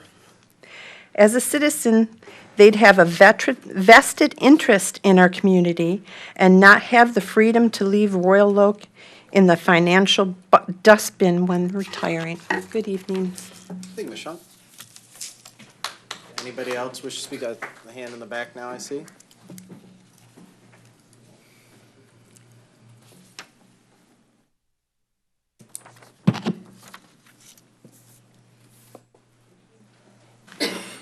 Linda Tumala, 3021 Helen Court. I wasn't going to speak tonight, but I then heard about the marijuana survey, and I wanted to speak to that. We were one of the households that got it mailed to us, and we did send it back in. Also, though, however, in seeing online, that it was also online. So I had a couple thoughts on it. One, I wonder how many people, how many of the replies were from homeowners versus renters. Renters do not have the same skin in the game. They can leave if they don't like what this community becomes. The survey was online, as I just mentioned. There were no safeguards against someone taking it multiple times. There was no safeguard at all. All you had to do was make up a number. I know you're supposed to have a number that was mailed to you or some such thing. However, if you made up a number of 5 digits and put it in, it opened up, and you got to take the survey. So you didn't even have to be a citizen of Royal Oak to take it. If you knew about this, you come up with your 5-digit number and hope nobody else had used that number, and it opened up, and you could take it. So I do not believe this survey is accurate at all. Also, I do not believe that Royal Oak has to be the first one to have shops. It's been shown in other communities that it has not been a help. Yes, it brings in tax dollars, but at what disservice to the citizens? So I ask you not to do anything in any way in opening shops, growing, whatever, until we see more what's going on around the state. Thank you. Thank you, Ms. Dumois. All right, who's next? Yes, ma'am? Good evening. Molly Chamulevich. I'm the State Director of the Humane Society of the United States in Michigan, and I just wanted to reiterate my thanks to the Commission for taking up the issue of the retail pet ordinance that we're going to be discussing tonight. So thank you. I appreciate it. Thanks for making it out again tonight, Ms. Tamilevich. Anybody else wish to speak tonight? Going once? Going twice? All right. We're going to close public comment. I'm in public comment. Bring the meeting back up here. Commissioner Macy? So I thought that Mr. Crowell was going to be here today to do this, but I don't see him in the audience and he didn't speak up. So on behalf of the library, I want to say that we have released our strategic plan, which we will be giving copies to the commission to look over. It was a very long process with the strategic plan, but we're pretty proud of it, and it's already been put into use by our new library director, having our library staff make specific goals that are focused on our strategic goals. I'm very proud of it, and I'm looking forward to showing it off to everyone. It's available on the website. But also I want to say, but now I'm panicking because I can't find when it is. This weekend, this Saturday, and according to my phone, it's at 10 a.m., but I'm looking for the exact times. We have our summer reading kickoff. So for the kids to come, there will be some events. We usually have a little petting zoo too, and it's really fun. And I'm pretty sure it's Saturday at 10. And if I'm still looking right now to see if I can find it on the website. I'll see how long it lasts. I'm not sure. So it's on the internets. We can find it. 10 a.m. usually? So it only says the date it starts, or the time it starts. It says 10 a.m. kickoff. The theme for this is blasting into space, which is conveniently the same theme that we're using for later that night, the event that's taking place on top of the parking garage. Very good. So we can't figure out what time it ends. It never ends. It's the party that never ends. Thank you, Commissioner Macy. Yes, it starts at 10 a.m. Here, let me Google that for you. Well, I said that, but I can't tell when it ends. All right. Well, that brings us to the item number 6, which is the approval of the agenda. Commissioner Perush. I can't stop yawning. I'm sorry. Motion to approve the agenda. Yeah, motion by Commissioner Perush. Is there support for that motion? Or a second, rather? Second by Commissioner Dubuck. Discussion? All right, with none, I'll call for the vote. All those in favor say aye. Aye. Those opposed? Motion passes. All right, this brings us to the consent agenda. I'm aware of item G being pulled off for discussion. Are there any other items that anyone wishes to pull off for further discussion? Okay, that gives us a consent agenda, which is the City Commission regular meeting minutes from May 13th and May 20th, City Commission special meeting budget, May 15th, May 23rd, approval appointments committee recommendations, claims from May 22nd, 24th, June 4th, June 5th, June 7th, approval of purchase order, declaration, authorization of disposal of surplus property, contract modification S-1903, 2019, spot sewer repairs, Oakland County Local Road Improvement Matching Fund Program, abolishment of brownfield plans for Kroger and Brightside Dental, receive and file non-action items, May 2019 investment report, May 2019 Franco project activity report, and the February 2019 revenue and expenditure variance summary report. Is there a motion? A motion by Commissioner Douglas. Is there a second? Second by Commissioner Dubuck. Discussion on the consent agenda as presented. All right, with none, I'll call for the vote. All those in favor say aye. Aye. Those opposed? Motion passes, which leaves us to item G. I believe Mr. Callahan here is going to speak a little bit about item G. Thank you, Mayor and Commissioners. I think the commission letter is fairly self-explanatory.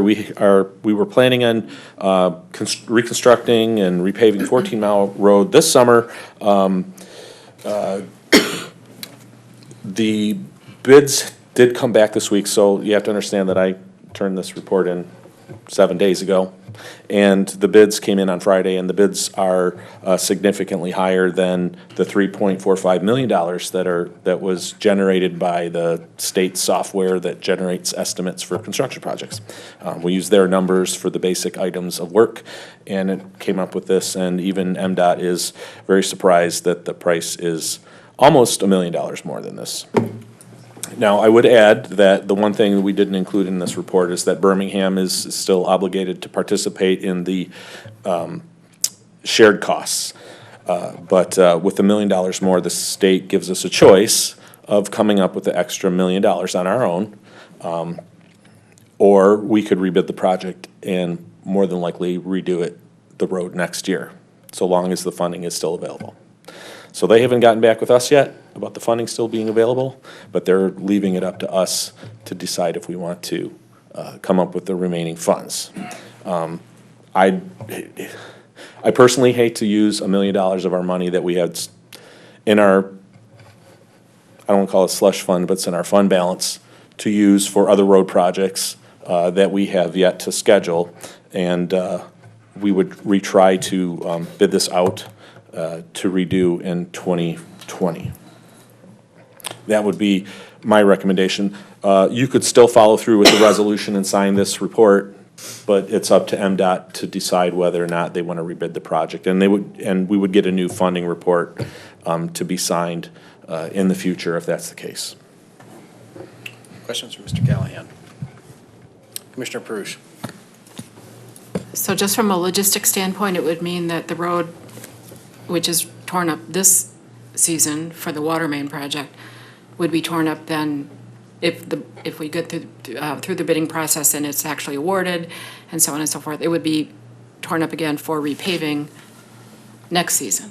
That is correct. It would start much sooner than this time. It would probably start in early April and it'd be completed, say, by the end of July instead of in October, since this year we had it planned from roughly mid-June through the end of October.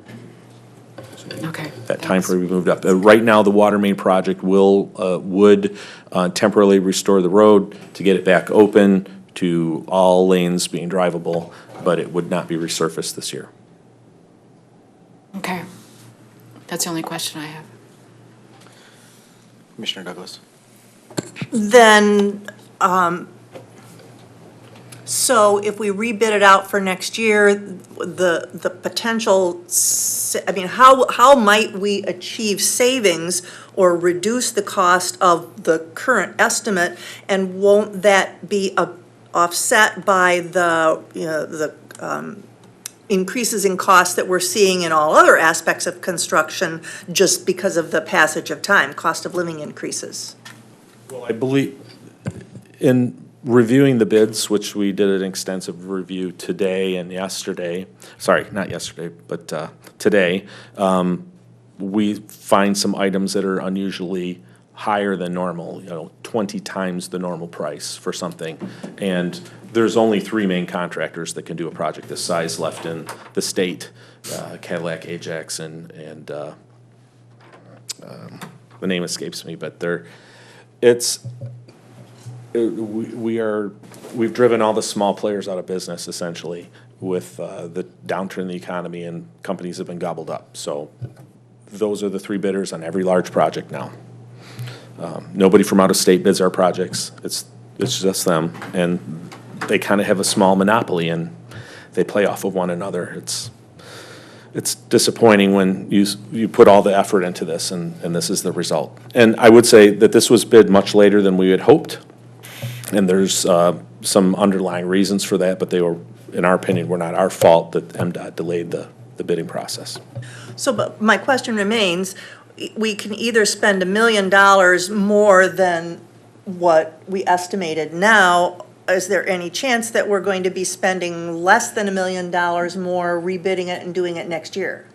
Yes, that is MDOT is on board with doing this. This project is 30% over budget or over the estimate, and when they hit 30%, they automatically go through this process to either rebid or have the community come up with the extra funds. So with the way that we think the bids were structured, and if we bid this in the fall for an early spring construction, we'll be like one of the first projects the these game, companies okay. want, and therefore they will bid competitively. And Got it. we don't believe their bids are very competitive right Because now. right now, once their schedule fills up, it's more headaches, and they gotta charge more for the Yes. anticipation okay. of finding labor and everybody else, and, oh, we got the business. Okay, we made a lot of money, so now I guess we can find the people, pay them overtime, do whatever. Now I understand, thank you. Okay. Commissioner Macy? Just back to Commissioner Perush's question. So we're tearing up the road right now to do water main repairs, and we're gonna have to repair the road, and then we'll tear it up again. I guess I'm having trouble seeing how it could possibly be a cost savings to tear it up 2 years in a row. Seems like it would cost more than $1 million to rebuild it this year. Well, two different projects, two different contractors. The water main project would not the road project wouldn't necessarily be using the traffic control, which is a pretty high cost, believe it or not, as part of a project. But the road has to be reopened temporarily, regardless whether, because we were gonna do 14-mile road, either 2 lanes on the northbound side or 2 lanes on the southbound side. So there is gonna be some additional costs involved on the water main project, but just to do temporary restoration of the road. And those temporary costs are much less than the permanent costs. And the road project was going to be doing some of the permanent repairs that saved us some funds on the water main. There is gonna be some lost savings there. Okay, but in your estimation, it's still a better deal to Yes. do this way? Yes, absolutely. Any other questions for Mr. Callahan? So, Mr. Callahan, can you help for the commission here sort of recalibrate the, what you're looking for tonight, you know, as far as our options? If your recommendation is, okay, we would like to work with MDOT to rebid this, you know, and, you know, do the temporary patching, you know, make the road navigable, but, you know, we're gonna save, or at least not expose ourselves to the full $1 million penalty here over our estimates.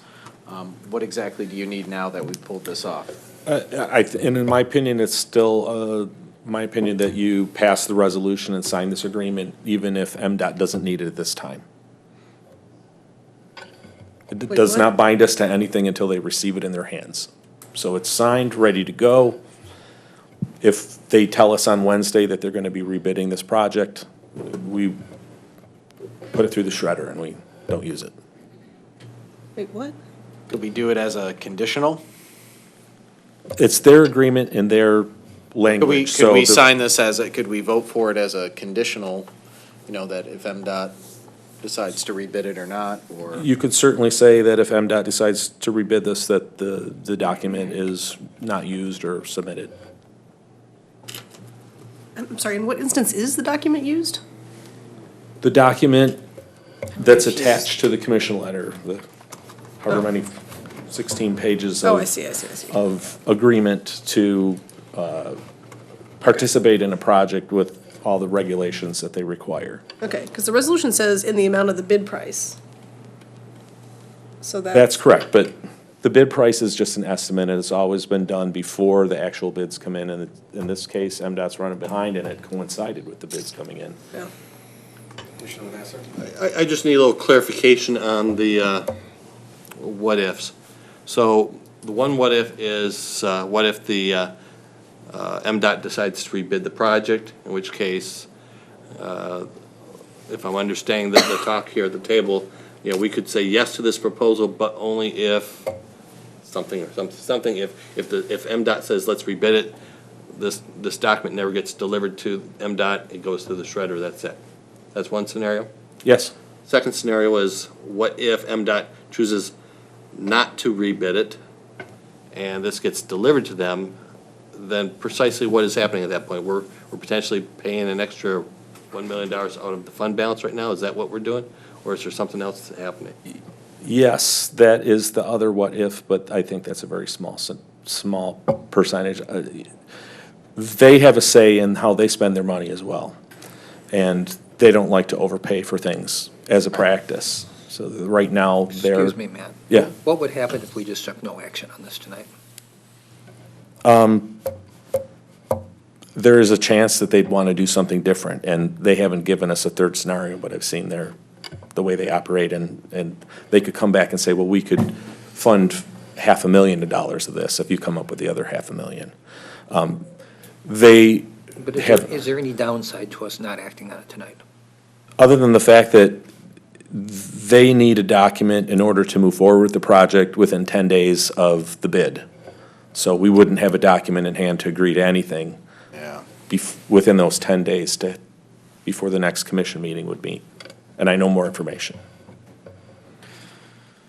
So what you're saying, I mean, what I hear is, look, 14 Mile needs to get resurfaced at the end of the day. The three scenarios that could pop out is, one, MDOT, we're aligned, which you're saying is probably most likely because they're footing some of the bill of this and they don't want to have to pay over 30% for this. That we rebid it, we get a better price, we move forward next year with the project with some temporaries, and good, okay?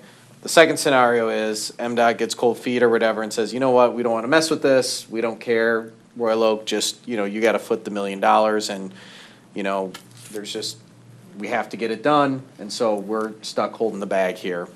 And then the third option is MDOT comes in and says, okay, let's just go and let's compromise. It makes sense for us to split the difference 50-50, and then we can, make that decision. So the question is if we do something, a resolution that is, conditional, to say, hey, based on those, we can have this, but based on, can you send this? Do they need this signed document within 10 days? Is that what the issue is? They need it within 10 days of the bid, which was 10 days from last Friday, provided we move forward. So the only situation that I'm trying to think of a situation that the commission wouldn't approve. You know what I mean? Basically, the only way is those three constellations, all of which require 14 Mile to get repaired because that's the goal. So, and all of those situations require the signed bid document. Yes. So there's language in here that says that the bid prices change. Is there a reason why, maybe a little bit different than City Manager Johnson's remarks, is there a reason why we wouldn't want to not sign this? Unless, does it hurt or hinder our chances of getting a bid deal with MDOT or a split the difference deal with MDOT? If they came to the split the difference, they're going to want to have a document that's signed by Wednesday afternoon, because that's when they're going to make their decision. But if we already signed one that said we're not splitting the difference, does that hurt our negotiation position? Okay. Commissioner Mason. Okay. But you wrote this letter before the bids came in. That's correct. So if we hadn't known the bids came in, we would have just said okay to this, and you're telling me that they could have committed us to an additional $1 million without our knowing? Well, they still have to go through the process of they've asked us which route we prefer to go down. Right now, we don't want to spend the money, the extra money out of our fund balance. And I want to make sure that this commission knows that if that's the case, we're not going to have this road paved this year, it would be next year. Right, got that. I got that. But I guess you're asking us to approve this anyway, and just to get this contract kind of locked down so that we have this agreement. Just in case they come up with their third option of having. Okay, but I guess I'm skeptical about the possibility that we could say yes to this and then they could say, oh, gotcha, you do owe an extra $1 million. You're committing $1 million. Okay, so Don pointed out that this is the amount of the bid, the language says bid price.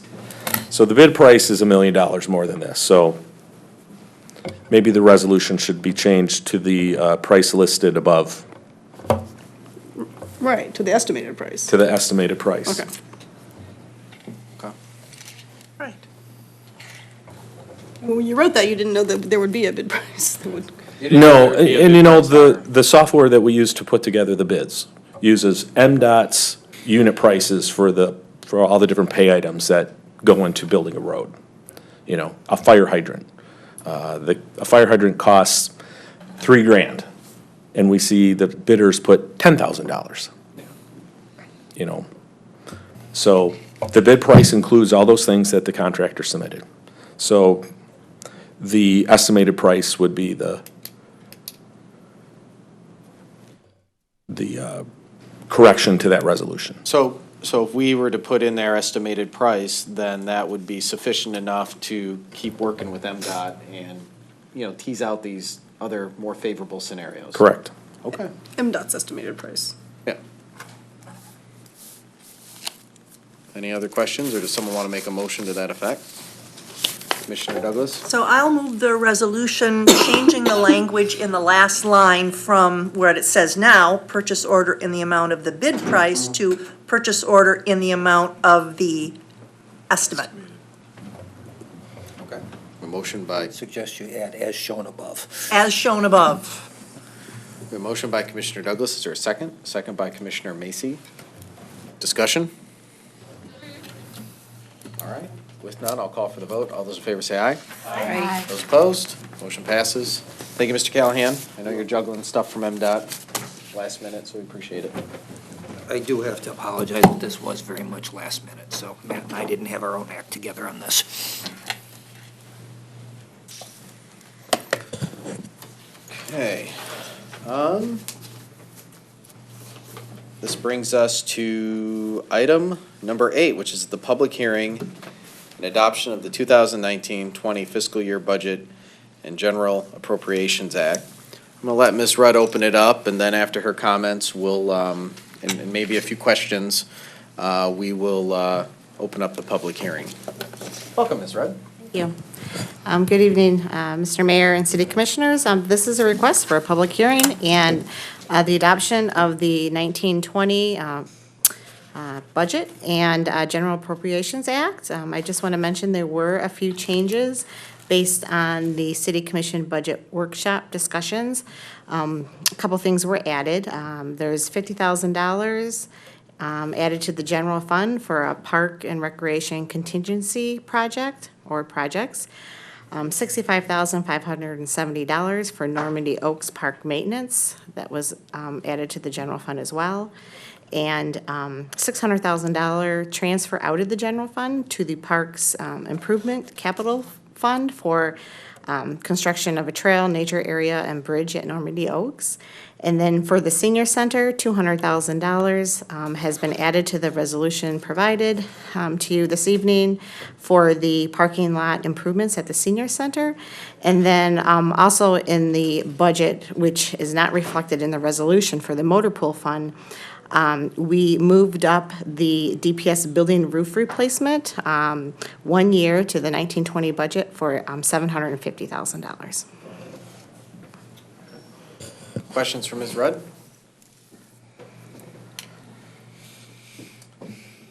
No question. Commissioner Lavasser. Ms. Rudd, we exchanged a couple emails earlier. I just wanted to bring some information out that may be helpful for the public. Let's start with discussion of the structural deficit. If I understand correctly, over the course of the next 4 years, we're basically spending, or anticipate to spend anywhere from $2.1 to $3.5 million more per year than we take in. Yeah, we talked a little bit about that during the work session, how that's developed. To call it a forecast probably really isn't accurate. We don't title it in the budget that way. We call it a projection. And basically what we do is we take the current year's budget that's being proposed to you, the 1920, and for the most part, generally speaking, we extrapolate that out. Meaning if we continue to do things the same, this is what it's going to look like, rather than saying, okay, I think taxable value, will increase this percentage this year and then this percentage last year. We certainly don't have the resources or don't believe we can do things like that. So that's the basis that is put together. And, since I've been here, we've had a structural deficit because we do take a conservative view on that. Less conservative now, I will say. Things are shored up quite a bit. But definitely there are things that the City Commission can do to prevent something like that and actions they can take. And as well as, like, for instance, like the assumptions this year, like things like tax revenue is increasing about 4.5% this year.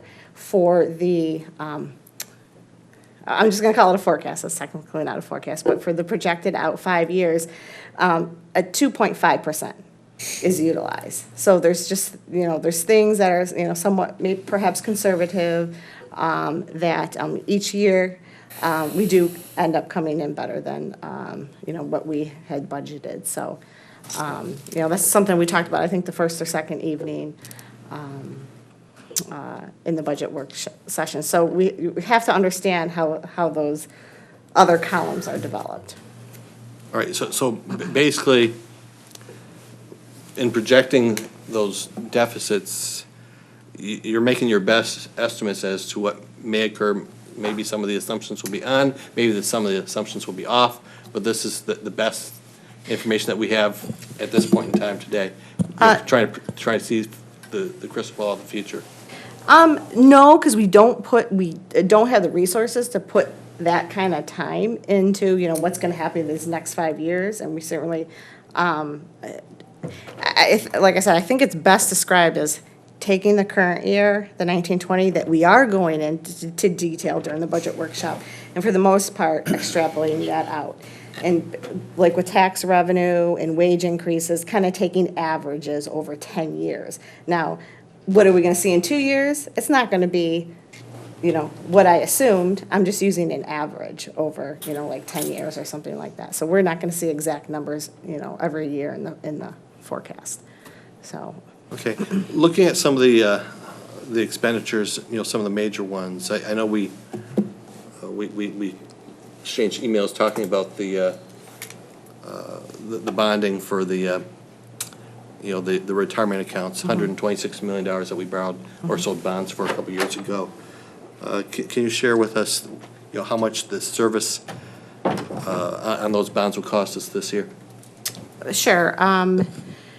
The budget provides, sorry about that. The budget provides annual debt service, and that is principal and interest, $8.993 million. And that's out of a total budget of how much? Across all funds. Okay, but the total budget, when you look at the total budget at the end of the day, I want to give people a sense of, how significant that is relative to the entire budget. The entire budget somewhere like 60-some million or something like that? Oh, well, that's across all funds. Not counting water or anything like that, but. Okay, well, that's, yeah, the debt payment goes across all funds, so, Okay. yeah, the general fund's only like 42 million, so. Okay, I understand. So in this, you're gonna have some money that come out of public safety, some money that comes from general fund, all that sort of stuff, but basically, actually, probably not in this figure, probably not public safety, but that's close to $9 million, which is going toward paying for health care and pensions. And this is basically to pay for the bonds that were, essentially sold to fund what we probably should have put away years ago. Fair assessment? Correct, that was to pay the unfunded liability from prior, prior service, you would call, not current service, for general employees, for their pension and retirement, retiree health care, but on the police, it was only the health care, so it does not even cover the police and fire, the police and fire pension. Okay, if I recall correct, the police, the health care was roughly 80% of the entire bonding? Yeah. Okay, and, about 20% for the pension cost? Mhm. Okay. All right, so that's close to $9 million, and that's to pay for previous, essentially services, not current year services, previous services included. Now, that didn't cover everything, doesn't bring us totally up to date, if I'm understanding correctly. We have a portion of the budget in addition to this, which is also playing catch-up. Yeah, correct. In addition to the, let's just call it 9 million that we're paying in debt service, the city's also contributing $8.8 million towards the pension and OPEB trusts for normal costs. And then, in addition, we fell behind because we changed the assumptions on the two trusts. So we grew our unfunded liability there. And then we have the police and fire pension unfunded liability that we did not bond for. So that's the components that make up the additional $8.8 million, in addition to the $9 million in pension and OPEB bonds. All right, let me make sure I understand. That 8.8 million, that's in addition to the 9 million to pay those bonds. But that 8.8 could be broken down into two component parts. One is paying for current services, two is playing catch up on stuff that should have been funded years ago and wasn't. Correct. Right, and can you give that breakdown?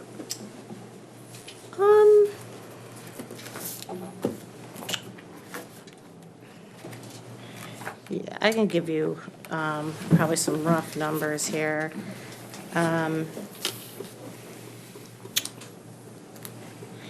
So for instance, on the OPEB contribution normal costs, which are current costs for all employees, about, let's call it 860,000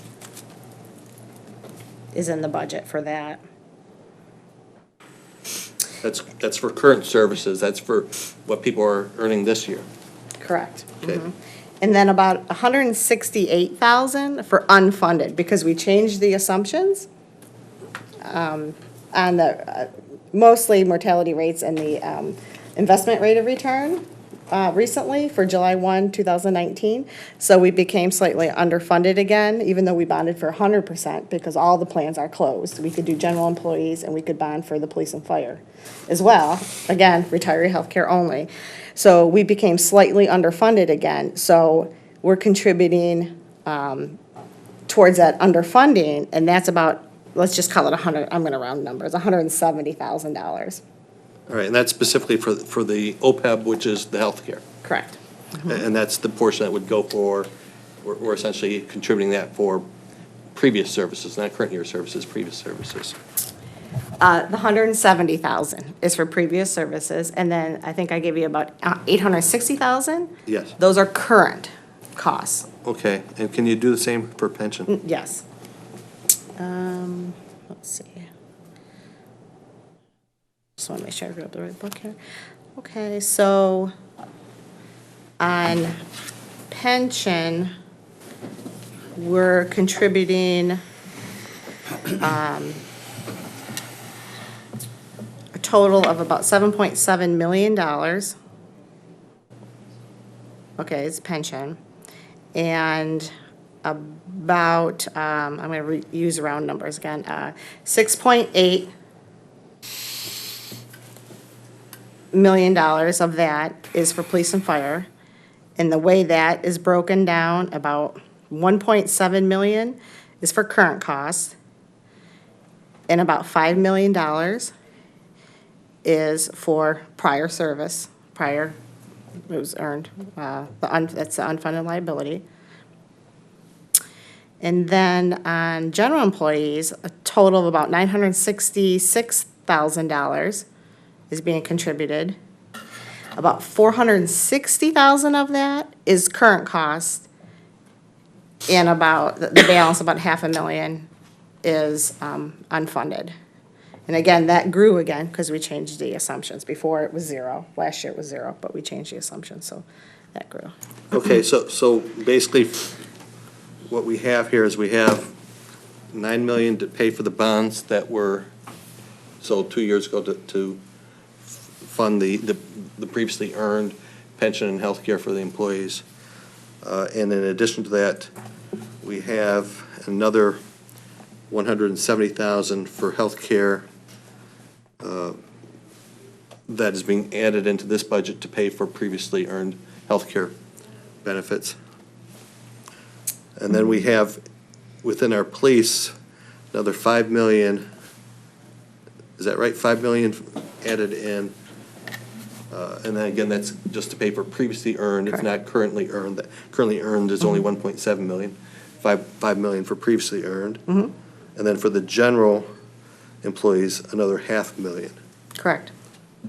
All right, so basically when I add that up, I have a little over $14.5 million, which is basically being attributed to catching up on previously earned employee benefits. Is that fair analysis? They're catching up at funding those obligations. 462, 1 million. Yeah, there's only slightly over 2 million, that's for normal costs. So, yeah, the balance is all the costs for service already earned, or Yeah, already. so I get right around 14 million. I'm sorry, a little bit over 14, about 14.5 million when I add all these up. So I just want to make sure we're understanding it, that the commission's understanding, that the public's understanding, what the costs are here. Am I missing something? Am I getting something wrong here? No, I think we went over all the contributions and the debt, so that should be everything. Okay, now, I know there was a change in assumptions, and that impacted these numbers. I believe it was 2.8 million. Yeah, across all Increase. funds, about 2.8 million, for the general fund, about 2 million, of that 2.8 million. I'm sorry, what was the breakdown again? Across all funds, it was about approximately 2.8 million, and within that 2.8, 2 million approximately of it was for the general fund. Okay, and, Excuse me, let me clarify that. We consider public safety within the general fund. sure, so, I yeah. understand. And, looking at all expenses here, and we have 14.5, which we're essentially playing catch-up. We've got 860 current for health, plus 1.7 million for current pension for public safety, plus 460,000 for current pensions for the general employees. So doing the math there, it looks like about $3 million that we're putting toward what employees are currently earning versus $14.5 million what we're putting forward toward what employees have previously earned. Correct. Okay. Okay. Chair Perush? Ms. Rudd, did you say early on in your comments that you've been dealing with a structural deficit every budget year since you've been here? Did I misunderstand you? Did you say that? In the forecast. In the For forecast? I hate to call it a forecast, but just for simplicity's sake. Extrapolation. And how long have you been here? 9.5 years. Okay, so we've been dealing with the concept of structural deficit with every budget presented for 9 years now? More than that. More than that? Mr. Johnson, have you been doing it? When you were finance director, were you dealing with it as well? Oh, yes. So, and it's my understanding that structural deficit doesn't mean that the budget is not balanced. Unlike some of the comments by some of the people who came to the podium this evening, it's not that the budget is not balanced, it's that we are using some of our savings or rainy day funds in order to have a balanced budget. And 5 years down the road, if we keep doing that the same way that we were doing it today, identically, we're going to run out of savings, but we've never actually run out of savings.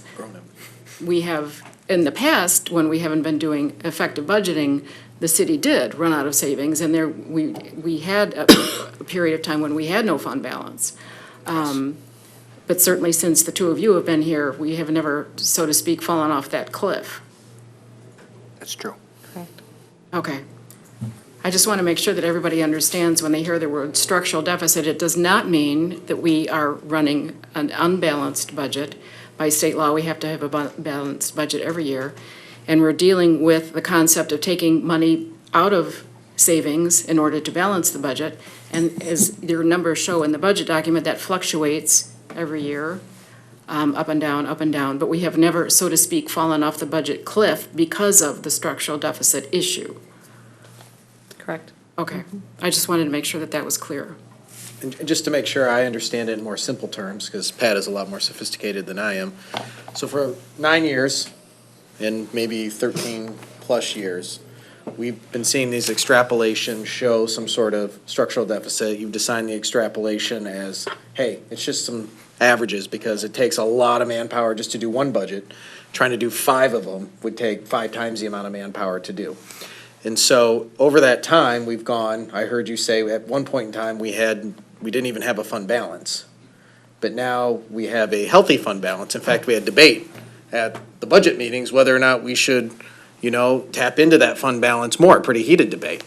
So I'm having a hard time understanding this concept of structural deficit if for every year we've always showed these extrapolations going into the negative, yet we've gone from almost 0 to 20 some odd million in a rainy day fund. To me, over that period, you've had the opposite of a deficit because you've grown your fund balance. So, am I understanding that correctly? Correct. We have grown the fund balance over those years. I will say,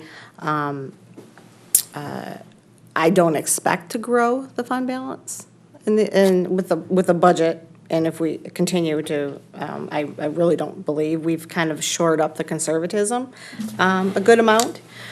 So no, I do not believe we're going to grow the fund balance at this point.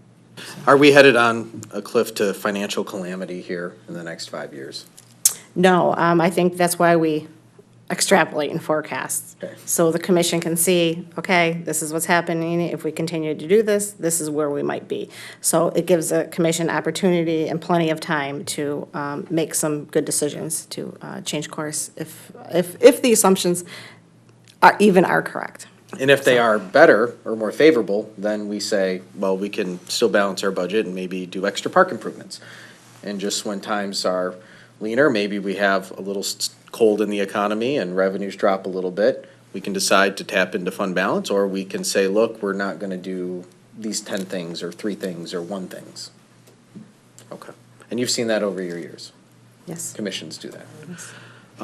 Well, since I gave myself the floor, I have a couple other just quick questions for clarification. $2.2 million in interest on the Civic Center project? Is that the interest and Principal. and principal payment? Yeah, total payment. Yeah, with very low interest rates. Yes. Okay. And so that's paid over 20 years? Actually, I believe it's 25. 25 Sorry years? about that. Yeah, I Okay. believe it's 25, yeah. Okay. And the DDA is putting forward $700,000 for the downtown park? because they see- 737 annually. Okay. So that brings it down to 1.5. And then, most of us up here spent, well, not most, well, yeah, maybe a majority of us up here spent countless hours looking at, Plant Moran Cressa's analysis and, the police station savings analysis. Like, the example I give is you have some utility savings, which are nominal, but you also have prisoner transport savings, which are not only much better for the safety of prisoners and, our police officers and our public, but there's some pretty sizable, to the tune of hundreds of thousands of dollars in savings for policing there. So, you can argue, you're getting down to $1 million of principal and interest service on these bonds for these buildings, which makes it hard for me to believe, because I heard the comment we had $250 million debt for the Civic Center project. That's not accurate, is it? Yeah. Okay, it's 35 million, correct, over 25 years? It's shy of that. It's not quite 33 million. Okay. Again, with exceptionally low interest rates. Yes. Okay, I just want to make sure that for the public's understanding, I've seen, and I've been brought to my attention of some information out there about the city's debt. It is true that we did bond for the Civic Center project, but it wasn't $250 million, and, the city didn't grow its debt 5 times in 2 years. I saw some numbers out there where between like 2017 and 2019, we grew our debt by $180 million. Is that an accurate statement? Pension OPEB was 126 million. We did the road bond, so that was just to kind of advance. That was only over 6 years. That was 8.5 million. And then the WROK project wasn't quite 33 million.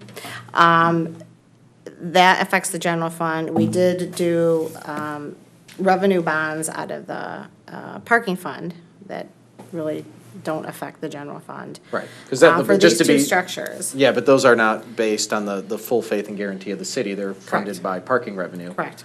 And the road millages are funded by the road millage, or I'm sorry, the road bonds have a funding source. with the Correct, yep. millage. And then the OPEBs were debt that we carried before, right? We just transformed it into a different type of debt. We turned it into obligations that we owed people, and we bonded for it. And the thought is we're gonna save $2 million a year by using a bonding mechanism versus just a traditional carrying that debt on our own books, correct? Correct. So it wasn't an increase in debt, it was a restructuring of the debt to save cash flow. As you said, it's a different type of debt, and it changed who the debt is owed to. Okay, I just want to make sure, because this is important stuff. I mean, we're not talking about pie-in-the-sky numbers here. We're not talking about things that aren't important or that don't impact us today or future generations. You know, debt is something that we have to be very cognizant of, and sometimes it's important to acquire debt to get things done. Sometimes you acquire debt to save money. And in this particular case, we made some, I think, pretty, wise decisions based on the recommendation of our very experienced finance director and city manager when it comes to these things. And I just want to make sure that we're not sending out alarms when alarms aren't warranted, because we have to have honest debate on this. And if there's misinformation out there, information that's misunderstood, please reach out to any one of us, because we have the same questions. And we want to make sure that, when I saw a number that, wait, I've been up here 8-9 years, and I don't remember increasing the debt by $240 million, that surprised me. I may have missed a meeting, being ill, but I'm pretty sure in that meeting we didn't do that. So I just, we have to make sure that every year we're looking at this information very closely and very clearly. I appreciate all the questions Commissioner Lavasser is asking and all the other commissioners, because this is really important. This is the crux of everything is, what we do with the hard-earned money from residents in this community and how we spend it to, deliver the highest quality of life we can. And the safest life that we can. So, I think those were the few questions I had, or at least ones I picked up in public comment that might have been questions. I know Commissioner Lavasser has already spoken. Is there anyone who wants to speak before we do a second round? Okay, Commissioner Lavasser. I just want to clarify with regard to the structural deficit. Now, you're not, in coming up with the numbers, $2.1 million to $3.5 million per year, you're not anticipating in there that we're going to have a recession during the next 4 years, are you? Or is that built in there somehow? What it assumes is a 2.5% tax revenue increase. And that's basically about the average between some of our bad years and our good years. So it's an average of, like, a 10-year time period, so. Is that anticipating 2.5% general inflation, general increase in costs? No. I do an assumption for wages and wage-based benefits, and medical, some of our big-ticket items. I do not go into office supplies and things of that nature. I hold the line on those. Okay, the general purpose is pointing out, hey, if things just go in a straight line and continue and there's no change in course, this is what we're looking at, and we're going to essentially run out of fund balance in roughly 4 to 5 years, something like that. That's my understanding of what your projections are. Correct. And assuming that the assumptions are correct. Now, maybe at the end, 2.5 was a good average, but you're going to see, differences year to year. So it's basically, just some general information. Right, so we could have some good fortune and we don't have this issue, say 4 or 5 years from now. We could have some very bad years and we reach a point of great concern much sooner, if I'm understanding correctly. Correct. All right, but essentially, if there's a straight line and if there's no action by this commission, if we have a straight line, roughly 4 to 5 years from now, we're going to have some issues where we don't have enough money set aside to address current expenses. Correct, and assuming the assumptions are correct. Right. Yeah, I think Ms. Rudd's made it really clear, though, that she's just replicating this year's budget, which has a lot of one-time expenditures. For example, we're transferring $600,000 to front the money for Normandy Oaks that's going to come from the county. She's also not anticipating that money coming from the county in future years' budgets because it wasn't in this year's budget. There's $1 million right there. Correct? In the resolution that's been provided this evening, that $600,000 does not come back. So, yeah, it's Right. just going out. You're not anticipating, even though we know it's going to come back because it's an obligation from the county for $1 million. So it's showing up on our books as an expenditure. She's just replicating that in the projection. That is not. Oh, that one's one not is captured in there? No, because that was that that- came later. That came. Because that's the amendment before you did the projections. Yeah. Okay, but other one-time expenses, infrastructure costs, things that we're doing that aren't must-do, but things that we're doing because we're catching up on 15, 20 years of neglect in our infrastructure from when the city was on very hard times. Those things are in here. Generally speaking, across all funds, not just to the general fund, but what I do is I take the CIP, which is basically a wish list, that's the department head saying, you know, what would we like to have?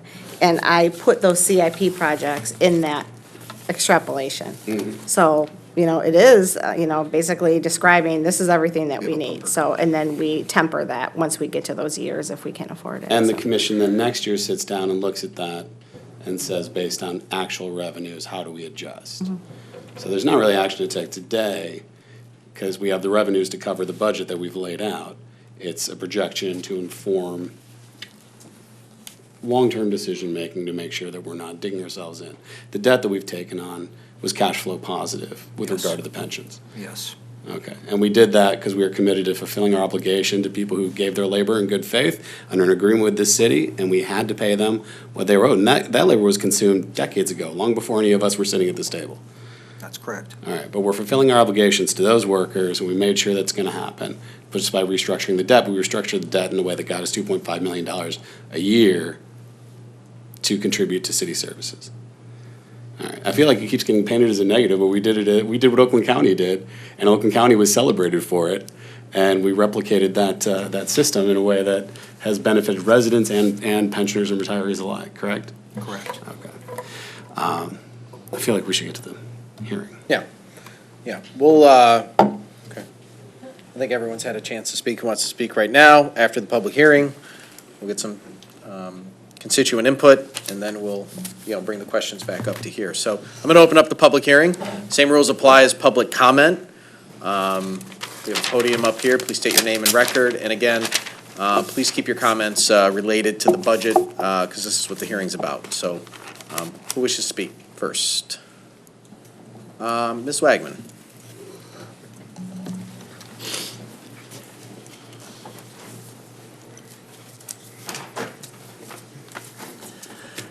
I'm back. Jan Swagman, 600 Wellesley. As a retired senior, I'm angered by the proposed budget. You have cut the financing over last year's levels for the home repair maintenance program, the majority of which is used by seniors, allowing them to remain in their homes. There is nothing new, beyond maintenance, for the senior center, such as a fitness room or a new recreational program, not even senior center fitness room, or increasing the Roses program, which ran low on money last time. There's no money for the senior task force, which desperately needs some for advertising, and yet we can spend $600,000 to pave a residential road where everywhere else in the city residents must pay a portion, advance $600,000 for one park out of this year's budget, and who knows how much on traffic calming, signage, and replacement lights, and more. And I was going to talk about the budget, the statement by our finance director, who stated that the future budgets, if they remain correct, we will get a crisis level in 4 years. But after hearing all the discussions, what I want to say is nowhere in all this discussion was it brought up that there could be a correction, which she has mentioned on numerous occasions, that they're forecasting that at some time it's way overdue. And the fact that I lived through the Carter administration when interest rates went through the roof. And if that happens, we're in trouble. Also, our bond ratings are based on how much is left in our surplus. And if that is impacted, our creditworthiness will go down. So I'm quite concerned. Thank you. Hey, Ms. Wagman. Mr. Karlowski.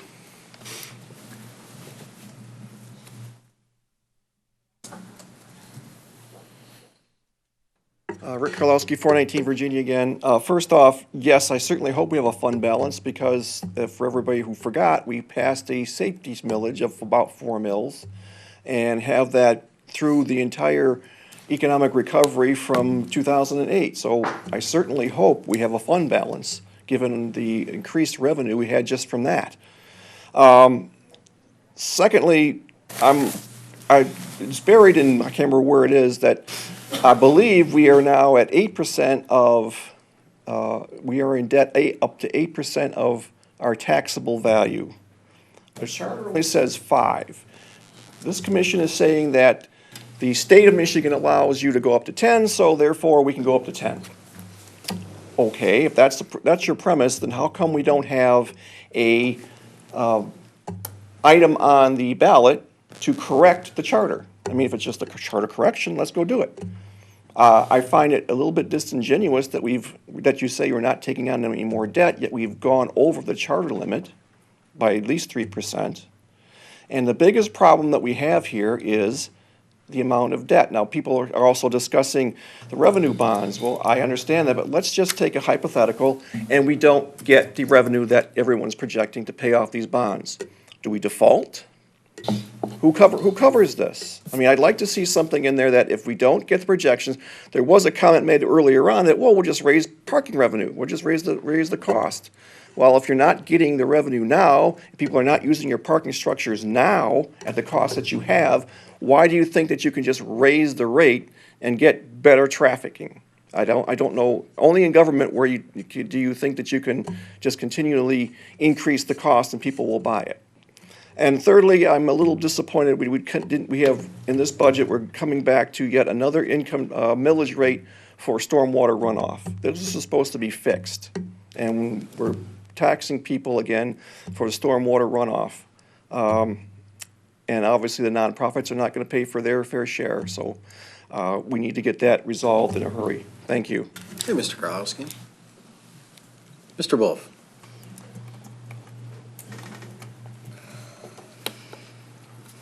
Again, the arrogance I hear tonight is almost unprecedented.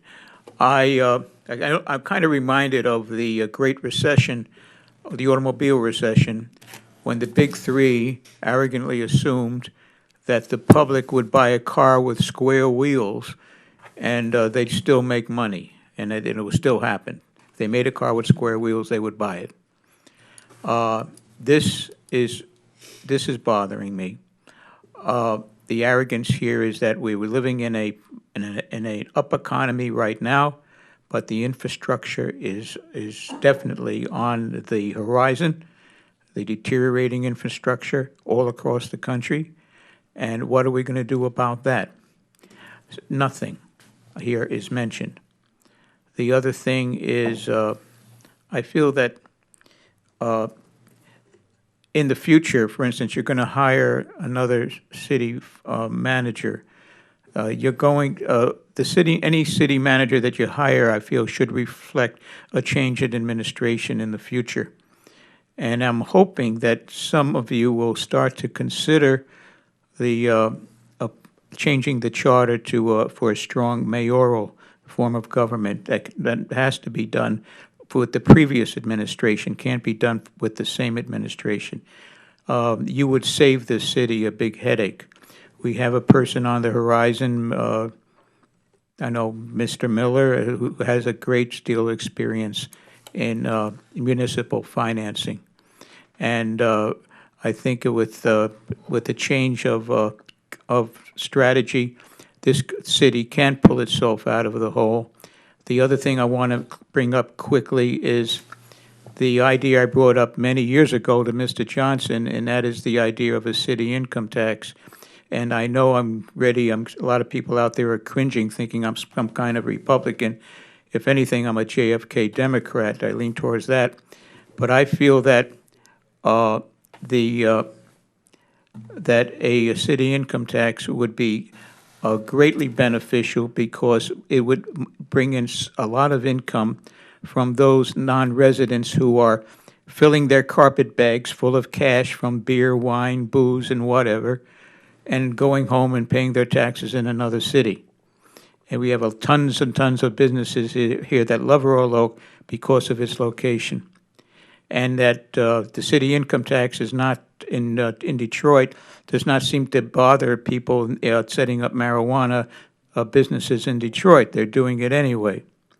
So it's something I think that if this city finds itself being painted into a corner due to the reckless spending that has happened, I mean, total recklessness. If I was in charge, I would look at the infrastructure first. I would look at putting in facilities that would attract residents, that would attract businesses, that would attract retail. That's what I would have done, okay? But instead, you just pissed it away on Mr. Boji. Thank you. Who's next? Dr. Anderson?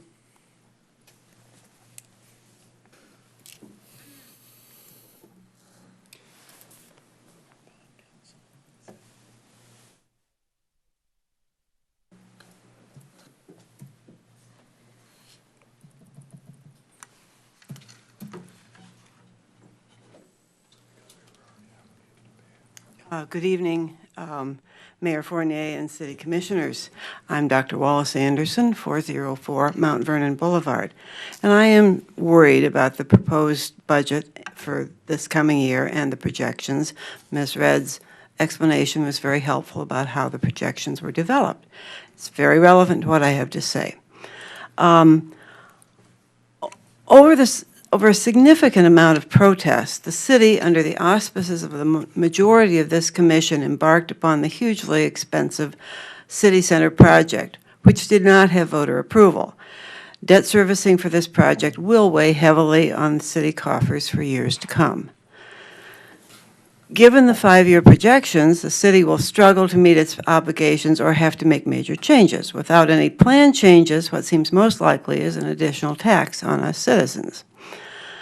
Now, as someone who's managed a household budget for 50 years and periodically overseen college and university budgets for significantly large grants and my department, I can attest that projected deficits must be addressed early rather than at a point of crisis.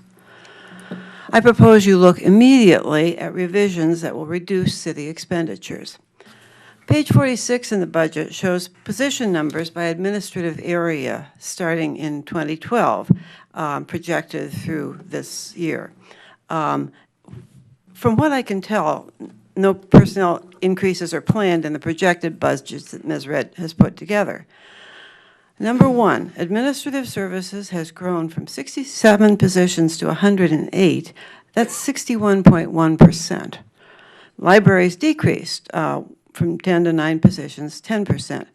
Public safety, which we have a millage for, has increased from 137 to 154, 12.4%, which seems reasonable given the millage.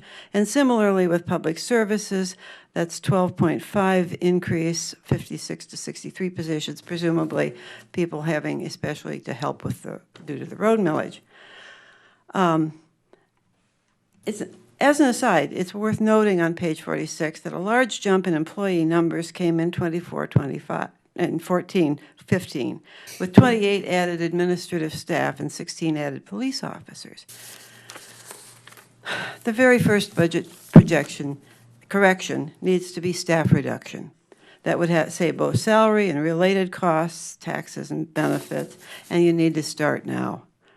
It's time for belt tightening, Royal Oak, especially among the administrative areas with large growth.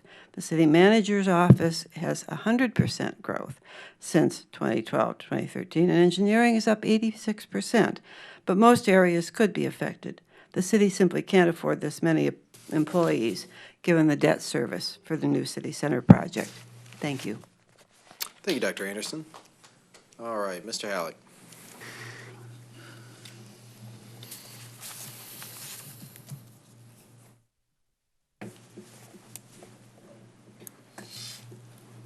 Good evening, Tom Halleck, 210 North Center.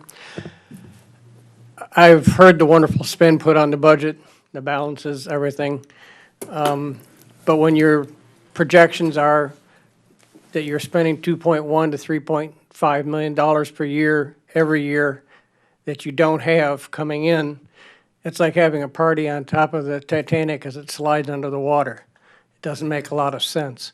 And as the previous speaker just spoke correctly, if you're in a deficit position, you need to get ahead of the curve, not wait until it's too late. At that point, you've blown it all. So you need to get ahead of this now. And one of the things I can't help but wondering is, are you counting on revenue based on the Planning Commission meeting with the Zoning Board of Appeals to change the standards for PUDs and apartments and multifamily in order to cram our streets full of 5- and 6-story buildings up and down Main Street, be able to sneak apartment buildings in and anywhere you get a nice corner lot someplace? There is no other reason for you to have that meeting other than to change the standards, other than also the Pasquale's project, which I'm sure the developers would like to do something megalithic out there, and you'd like to change the standards so they can do just that in order to bring in a lot of new revenue to help pay off the huge amount of debt you've run up. And I think you'll find that that is not at all what Royal Oak wants. Thank you. Thank you, Mr. Halley. Anybody else wish to speak tonight at this hearing? Going once, going twice. Okay. Excuse me. We're going to bring the meeting back up to this side of the table. In front of us, we have a document with several proposed resolutions. Matt? Yes, City Manager Johnson. Thank you, sir. We have a number of resolutions, and I will walk you through them one at a time. The first resolution is simply titled General Appropriations Act. It's not numbered. You could think of it as number 0. This one basically just says this and the following 9 resolutions constitute the City of Royal Oak's General Appropriations Act for the fiscal year beginning July 1st, 2019, ending on June 30th, 2020.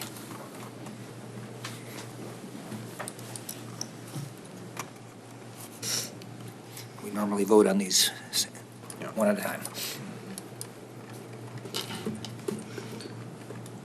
Commissioner Macy? So, first of all, move approval.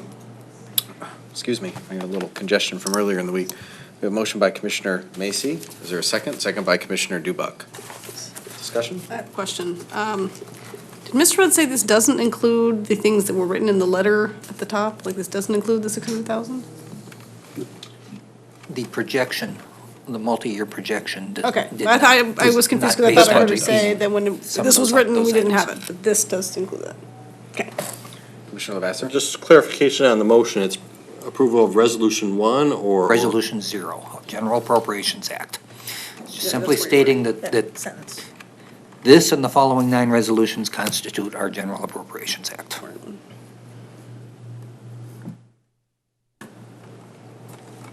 All right, so where it says General Appropriations Act, we're moving those 2 lines right there.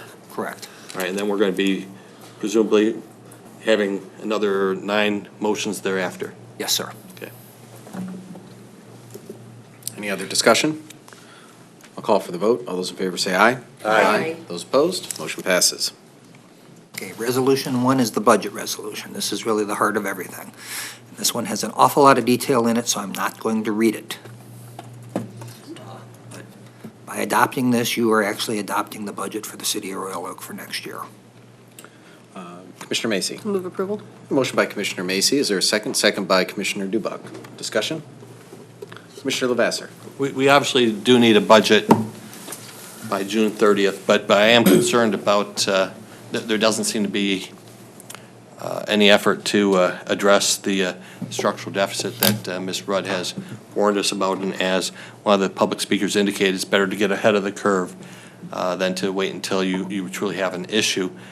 And I would like to see staff provide us with some thoughts on how we can address that structural deficit. One thing that I've had some discussion with Ms. Rudd about is the contribution of the DDA toward the police and fire protection. And if I understood your email earlier today, Ms. Rudd, essentially police and fire, the DDA district is contributing somewhere in the ballpark of $700,000 per year toward public safety.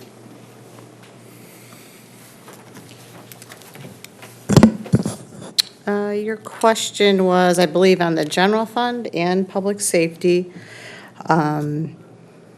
Yeah, the DDA area brings in about, excuse me, this is for the 1920 budget, so it's an estimate. The warrants aren't prepared for another, year on this. But the estimate by the city treasurer, the estimated amount the DDA area brings in is about $750 or $750,000 on the public safety millage. The DDA captures, again, just an estimate, maybe about 672,000 of that, and so the uncaptured amount is approximately will be 78,000 on public safety. For the general millage, the DDA area generates about $1.4 million, and the DDA fund captures estimating about $1,263,000 of that. And so the uncaptured portion will be approximately 145,000. Okay, and, all right, so $78,000 from the public safety millage actually goes into the public safety fund from the DDA district. Correct. All right, and then of the taxes generated by those properties in the DDA district, roughly 145,000 goes into the general fund. That's the estimate, yes. All right, and I'm simply doing some simple math. Public safety takes, I don't recall if public safety is taking half of the general fund, or if it's some different percentage. I might be getting my numbers wrong, maybe it's 40%. Roughly, it's 50%. It's, yeah, roughly half. All right, and then if I recall correct, the DDA is contributing roughly 550,000 additional funds at present. 540. 540, so I've got 540 plus 78 plus roughly 72, which is half of the funds that are going into the general fund. And so I'm coming up with somewhere in the ballpark of $700,000 that between the DDA and the taxpayers of the DDA district are contributing toward public safety. Is my math wrong, or is that a fair? That's a way you could look at it. Okay. I seem to recall the police chief saying that roughly 21% of our calls in the citywide are related to what's generally the DDA district. Now, granted, one call might not be equal to another, but that would seem to me to represent roughly $6 million worth of public safety if 20% of our calls are in that district, yet we're only getting $700,000 from the taxpayers and the DDA in that district toward public safety. So when we're looking at where we should be looking to resolve the structural deficit, that seems to me as a very obvious choice of what we need to do is go to the DDA and say, we need more funds, you're not paying enough toward public safety.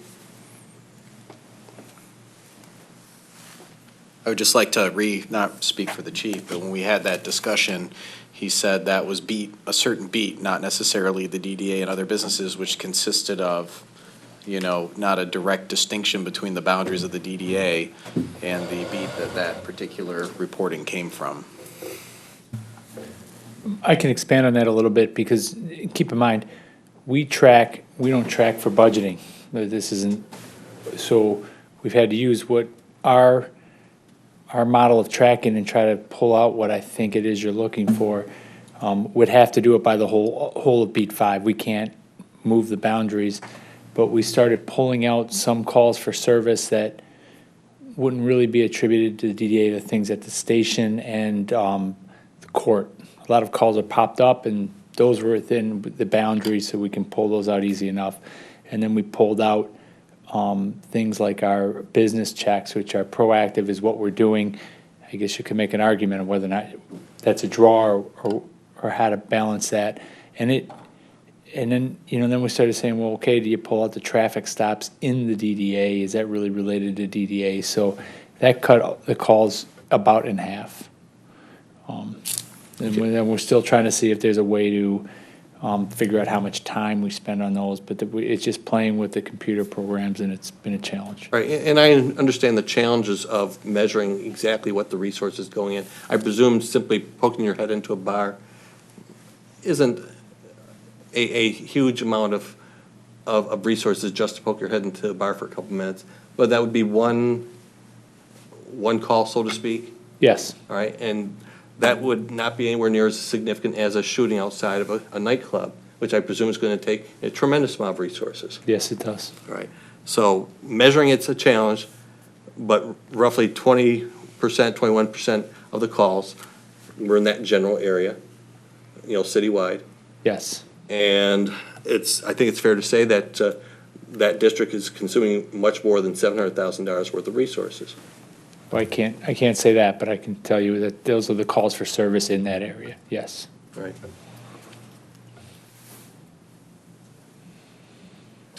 Okay, thank you, Chief. Commissioner Perush. I guess this is the best place to make this notation. I know that there were some comments about numbers of employees and why aren't we cutting back employees as a way of, dealing with the structural deficit, so to speak. And granted, on page 46 of this year's budget, the numbers go back to 2012, 2013, and it looks like we're adding a fair number of employees. But if you go back even further, another 5 or 6 years, all the way back to 2006, 2007, we are way below what our peak employment level was, which was about 23 or 24 more employees on staff in 2007, 2008 than we have right now. What we've been doing has been playing catch-up since the recession. We laid off significant numbers and eliminated significant numbers of employees, especially in the recreation and public service levels during the recession, and we are just now catching up.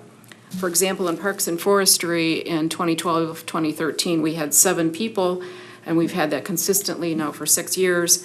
But however, back in 2007, we had significantly more. So it looks, if you just look at the numbers on page 46, you're thinking, oh, we've added so many employees over these years, and therefore we can cut them. But we're still catching up from the significantly enormous cuts that we made in the years prior to 2012, during the recession. The other thing to keep in mind is all of those employees that are in the state construction code and ordinance enforcement and engineering, for all intents and purposes, those salaries and those employee expenses are covered by fees and permits. They're not covered by taxes. So to the extent that you see 13 people in engineering, basically the fees and permits that come out of engineering, inspections and so on and so forth, cover the costs for those employees.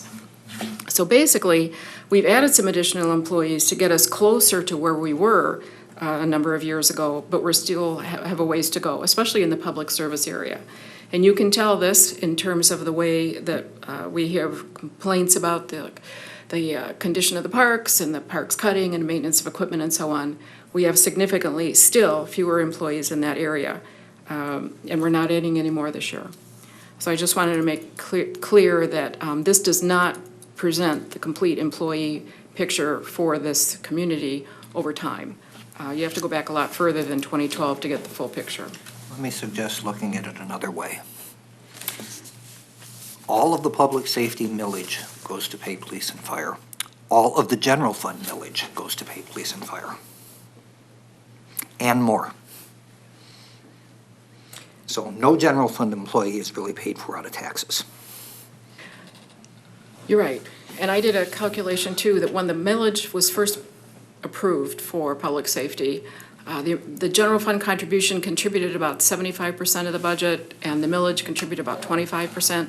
We're still kind of close to that ratio. We're about 65% of the public safety expenditures are covered by the general fund. Only about 35% are covered by the millage. So when people say, oh, the millage is causing us to have a whole lot of money to fund other employees, that's simply not the case. They've been subsidizing that public safety budget from the beginning, and it's always been about the same percentage. Yeah, I think I'd also like to add too, I did some math, and maybe Ms. Rudd can correct me if I'm wrong, but we heard about the Civic Center project, some concerns about that really impacting our budget. And I just really want to put that into perspective. We're talking about $2.2 million of interest and principal, exceptionally low interest rates. I mean, really, really low. If you take out the $700,000 that the DDA, primarily businesses that pay taxes are through the DDA fund, you're down to 1.5. okay, give us $500,000 on savings and headaches. I think that's a reasonable estimate. Could be a little more, could be a little less, but I think the last time we chucked that out, it was, so you're talking about $1 million a year in debt service on a budget that is, I think when we added up, revenues coming into the city, tax revenues, grants, license fees, things like that, close to 60, 70 million. So you're talking about $1 million on 60 or 70 million to have world-class police department, a downtown park, a functioning city hall, and, strong economic activity in our downtown. I think most people would say, okay, that's a good thing. It comes out to be about $1.38 a month per person, to have the best 911 equipment, to make sure that our officers, prisoners, court officials, and residents are safe when we're transporting prisoners. So we just got to put everything into context. These numbers seem big, but we have to talk about them related to the entire budget and the impact that they have or the impact they don't have in context of the benefits that they're bringing. So $1.38, that's what it costs per person for the Civic Center project per month. Commissioner Macy. So anyone who watched the budget meetings knows how I feel about the so-called structural deficit. I'm getting the commission in this mess by saying that we should be spending the money that is in our fund balance rather than letting it accumulate like a giant stack of gold coins behind us. And I continue to think that's the right thing to do. And just for some perspective on the discussion of the forecast, in 2011, we projected for 2015 that we would be negative 37.6 fund balance as a percentage of expenditures. Actually, in 2015, it was positive 39.4%. 2012 for 2016 was negative 25.53%. Actuality was 53.1%. 2013 projection for 2017 was positive, finally, 13.75%. Actual was 43.8%. And I understand that Ms. Rudd has said repeatedly to me as I quote these numbers that they have become more accurate over time and they are not quite as conservative as they once were. Nonetheless, it feels to me that we are looking at these numbers as if this is what is going to happen. And this body is charged each year with looking at the budget and the economy at hand, the revenues we have received, and what has been asked for by our department heads in terms of what we should be spending. And we make those adjustments every year. We are spending out of our fund balance because it's a conscious choice that we made this year while we are in such a great position, thanks to the leadership of Don Johnson and the past commissions, to be able to do that. In the future year, we would not make those same choices. I'll say Commissioner Macy's consistent with her argumentation, although I have heard some, during the budget meeting, which confused me a little bit, that we have a structural deficit and we should deplete our fund balance and give it back to taxpayers. So, we gotta be consistent in what we're saying when we talk about, these extrapolations. And I think we just have to settle down, boil down. The finance director has said on countless occasions, these are straight out extrapolations. We do it every year. And to Commissioner Macy's point, every commission is making good, sound decisions that has resulted in strong fund balances that have allowed us to start reinvesting in our parks and reinvesting in other parts of the city. And, when, revenue does tick down, then we have the ability to say, okay, we're going to slow down some of those investments and make sure we maintain quality services and eat away at that fund balance for ops versus investment. But those decisions are taken every year based on actual economic climates. Commissioner Lavasser. Thanks need to go to the taxpayers of the city. What differed between 2011 and 2015 is the enactment of 2 millages that at this time generate roughly $16 million per year. That's what you need to be thankful for, is that the citizens of the city were willing to support that. That's why you saw some significant discrepancies between the projections and the actuality, just because you had substantial additional revenues coming in after 2011. After we saw substantial decreases. Commissioner Prush. Just some historical perspective, I think, is important too. We're talking now about indebtedness incurred for a variety of things this year.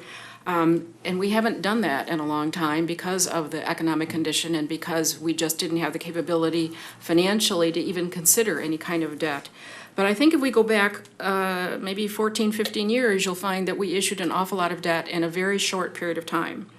In 2005, we issued, and these are general obligation limited taxation bonds. They were not anything that pledged full faith and credit of the city. We issued bonds for $3.7 million to remodel the library. These are all bond issues that are still being paid off. In 2006, $4.325 million for water and sewer improvements and $11 million to advancing the refund of the district court bonds, which we facilitated paying for. In 2007, $2.6 million worth of bonds for vehicle purchases, some fire trucks, some EMS vehicles, and some dump truck bodies. In 2008, there were significant bond issues, 4 separate ones, $7.2 million to purchase and develop the 600 and 700 South Main Street property and to improve parking decks and lots, $1.5 million to acquire the 225 South Troy property, $3.2 million for water and sewer improvements, and then $1.3 million for vehicles and to pave the DPS yard. That is a total bond indebtedness incurred in just a 4-year period of $33.5 million. And we're still paying off those bonds. And then in 2009, the wheels fell off because that's when the recession hit. Could any of those commissions in that 4-year period anticipated the recession and the amount of economic impact that we had due to that recession? Probably not, because no one in the United States really anticipated the kind of crisis that we were going to be in. All I'm saying is that the issue this year of these bonds is generally reflected to what our pattern was in years past. We are still paying off these bonds from this 4-year period, and they were all for services and for improvements that were necessary in the community at that time. But issuing bonds in that dollar amount sounds excessively high right now, but for the fact that we haven't been doing it recently because of the economy, it's not that atypical. It has to be done. The communities cannot take out loans. Legally, we can't do that. What we have to do in order to borrow money to fund projects that we think are important at the time is we issue bonds. In that 4-year period in the mid-2000s, we issued $33.5 million bonds, which we are still paying off.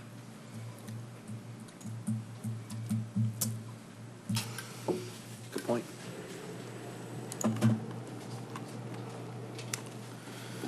Do we have a motion on the table? We do have a motion on the table. Any other discussion? I believe we have a motion by Commissioner Macy, seconded by Commissioner Dubuck, correct? I'm sorry, is this for Resolution 2? I kind of lost track. Resolution 1. Oh, I thought. The first one was 0. Oh, okay. We're going to go Roman tonight. That's why I'm confused, yeah, okay. Okay. Without any further discussion, I'll call for the vote. All those in favor say aye. Aye. Those opposed? Motion passes. Mr. Johnson. Actually, I spent a fair amount of time in the computer industry, and we always started counting by 0. It's so binary. Binary, yeah. Resolution 2 sets the tax rates. I'm going to summarize these. We're going to be requesting you set the general operating levy at 7.0625 mils.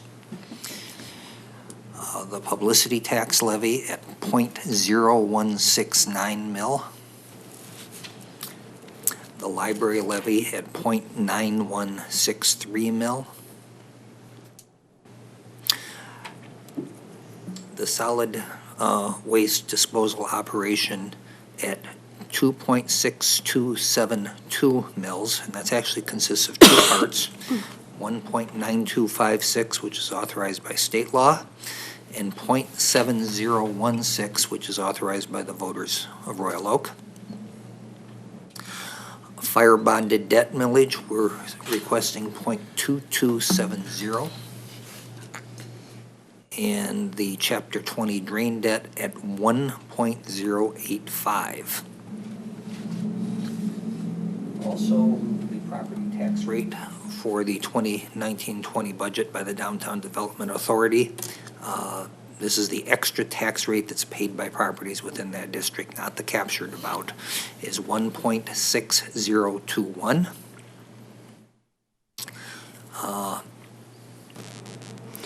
And that's in addition to the millage that's applicable to properties outside of the downtown district. They pay that much more than any other property. Property tax for the road millage is established at 2.3875 mils, and public safety at 3.7963 mils. And finally, the public safety millage, Chapter 20 drain millage, and road millage are to be levied on the winter tax bill, the others on the summer tax bill. Questions for Mr. Johnson on the tax rates? Commissioner Douglas. Mr. Johnson, what is the total tax rate being paid in the coming fiscal year as opposed to last year or perhaps even the last 2 years? Ms. Rudd, can you help me with this one?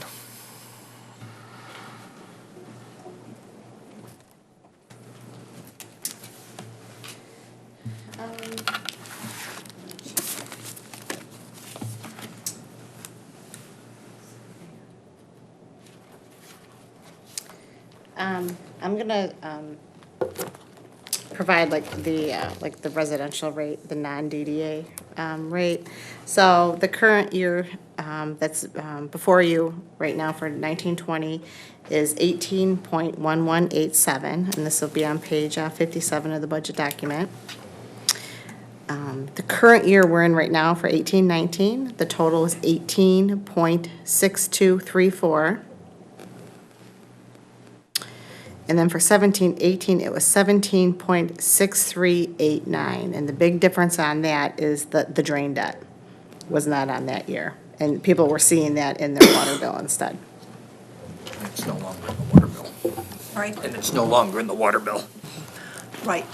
So, so the message here is people's total taxes are going down in the coming fiscal year from what they are in this year. And the drain debt, you may recall that people may recall that a lawsuit said that we could no longer charge people for the drain debt based on their water bill. And the only vehicle available to us as a city was a millage, which we don't like, but in fact, it should be, on average, a net offset of what people's water bills used to pay on their water bill, and are now paying through a millage. We hope to have some or all of that go away when we establish a Stormwater utility, that's the word, that will base people's stormwater tax rates on the amount of stormwater their properties absorb, which in the long run is really the fairest way to do it. My point being that even given that, the net cost for our residential property owners the net rate is going down. And yet we continue to provide the level of services that people have come to expect from us.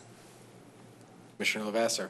I just want to get a couple clarifications. First, with regard to the drain tax, and we're privy to information that may not be generally out there to the public, and I just want to make sure we get it out there. With regard to the drain tax, which some folks anticipate would not be here at this time this year, can we shed some light as to why it is here? I don't know if that's best for Don or... Now, let me try. We got a legal opinion from our outside counsel that under current state law, as part of the Michigan Drain Code, we have to levy it as a tax. The language in the Drain Code says that the city shall issue this as a property tax. We're still hoping to be able to change that. We're going to be asking our representatives and our senator to introduce legislation to change that word shall to may. And we still plan to bring back a plan for a stormwater utility which charges this fee based on the property and the amount of water flow that you have going into the system, or at least a proxy for the amount of water flow going into the system, which is going to be based on unpermeable land area. And the language that Mr. Johnson is talking about is in Chapter 20 of the Drain Code. Right, so just to clarify, if and when we enact a stormwater utility, what fee or tax will go away? Is it this tax, or is it something on the water bill? No, this. This tax would go away. We would use the water and sewer bill as the vehicle that we would bill the stormwater charges, which is where it used to be. But it would be a separate item. It wouldn't be part of sewer like it used to be. And it wouldn't be based on water and sewer consumption. It would be based on the amount of impermeable area. I'm trying to reconcile all this where the current state of law says that it has to be a tax, but how is it that we're making that go away unless there's a change in state law? We need a change in state law. But without the change in state law, We can't change it. that tax would not go away. We can't do it by ourselves. Stormwater utility would not be a viable replacement for that. Correct. Right. Until we get that word changed. Right. So that's my number one. Now number two, this is for Julie. A lot of the tax decrease or rate decrease, most of that's due to the Michigan Constitution. It's not anything being done at this table? No, it is. A 1/4% is from the reduction in the refuse collection tax. That's a voluntary. We are not levying, or the commission would not be levying the full authorized amount that they could. So that's a 1/4 mil. So that's a good part. There's two, I believe it was the fire millage debt. We don't have to collect as much on that. Publicity fund, there's a reduction there, and then I believe it's all the remaining is the Headley reduction. All right, so publicity, we're limited to $50,000 total, and simply because our pie has grown, that tax by law has to be reduced. All right, and then other things such as the reduction in public safety millage, the reduction in the road millage, that's due to our state constitution, the Headley Amendment saying it has to come down. Yeah, that's a factor that's applied. Okay, thank you. The fire millage is a debt levy, and we levy whatever it takes to meet the debt service. So you can have two things that can be affecting it, because debt service can change from year to year. So that could possibly go down. I'm not sure what it did this year. But as the tax base goes up, it reduces the amount required. Commissioner DeBuck? Sure, just so I understand, so of the $500,000 that we're dropping the full levy this year, about a half of that is because of the direction of this commission. Correct. That we don't have to do that because of the state constitution. We're lowering taxes because we have enough in that fund to provide the service. Correct. Okay, thank you. I'd argue the other half is because, Royal Oak is a very attractive place to live, and, values in homes are going up, assessed values are going up, and, it's triggering the Headley Amendment, which is a very good problem to have. Good problem to have. It's not even a problem. We all pay a little bit less in taxes. We get neighbors that are hanging around and new neighbors coming in, and, it's very helpful. Okay. I don't know that we have a motion on the tax rates. We do not. Commissioner Perush? I'll make a motion to approve these. Motion by Commissioner Perush, seconded by Commissioner DeBuck. Discussion? Kind of already had that. If not, I'll call for the vote. All those in favor say aye. Aye. Those opposed, motion passes. Okay, Resolution 3 authorizes the tax administration fee. This is the 1% fee that we levy in addition to the tax rate. Its purpose is to cover the cost of assessing and treasury service and other tax administration expenses. Commissioner Macy? I'll move approval of this very boring resolution. Motion, an enthusiastic motion by Commissioner Macy, seconded by Commissioner Douglas, with great enthusiasm as well. Discussion on this one? Commissioner Lavasser? Is this a continuation of the previous year's administration fee and late fee? This is only dealing with the administration fee, but yes, we've been doing this for a long time. Any other discussion? Call for the vote. All those in favor say aye. Aye. Those opposed, motion passes. Resolution 4. Actually, I take that back. This does have stuff related to the late fee in it. It just doesn't have it in the title. Resolution 4 is the water and sewage disposal rates. We're proposing a rate, the flat fee portion, the administrative flat fee at $12 per billing period. The water and sewer commodity charge at $108.90 per 1,000 cubic feet for the first 2,000 cubic feet per billing period. The outside city only, water only commodity charge, $125.30 for each additional 1,000 cubic feet per billing period. $55.67 per 1,000 cubic feet for the first 1,000 cubic feet per billing period. And the sewer only charge, $64.03 for each additional 1,000 cubic feet per billing period, and $185 per quarter.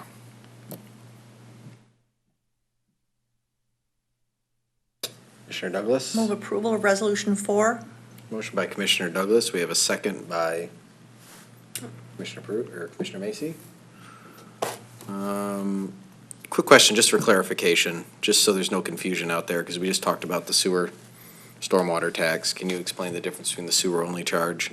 Is that this is just the sewer only? It's not talking about our combined system of stormwater? No, this is for customers that are only sewer customers. Good, okay.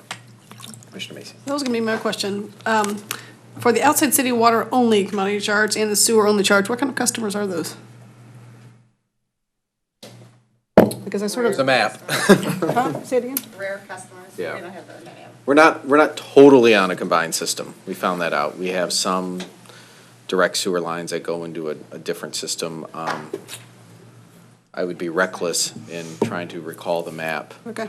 We also found out we still, in downtown, had some wooden sewer lines as well. We went through that exercise, which was kind of fun. Water lines. Water lines, wooden water lines, yeah. Don't want to get a sliver when you drink that water. Commissioner Perush. My recollection from the Stormwater Utility Task Force is that there are the lines that go directly into the George Kuhn drain, primarily in the southeast corner of the city, and they're not combined. They just go right into the drain. So, but it's a relatively small section. I will say part of the reason I'm asking is at the recent Parks and Rec and Senior Advisory Board meeting, there was a discussion of why the golf course was getting charged the combined water and sewer for really, really heavy water use and very, very low sewer use. And I didn't realize that we could and did sometimes charge people separately. I'm sorry. Oh. At the. Ahead of the next resolution.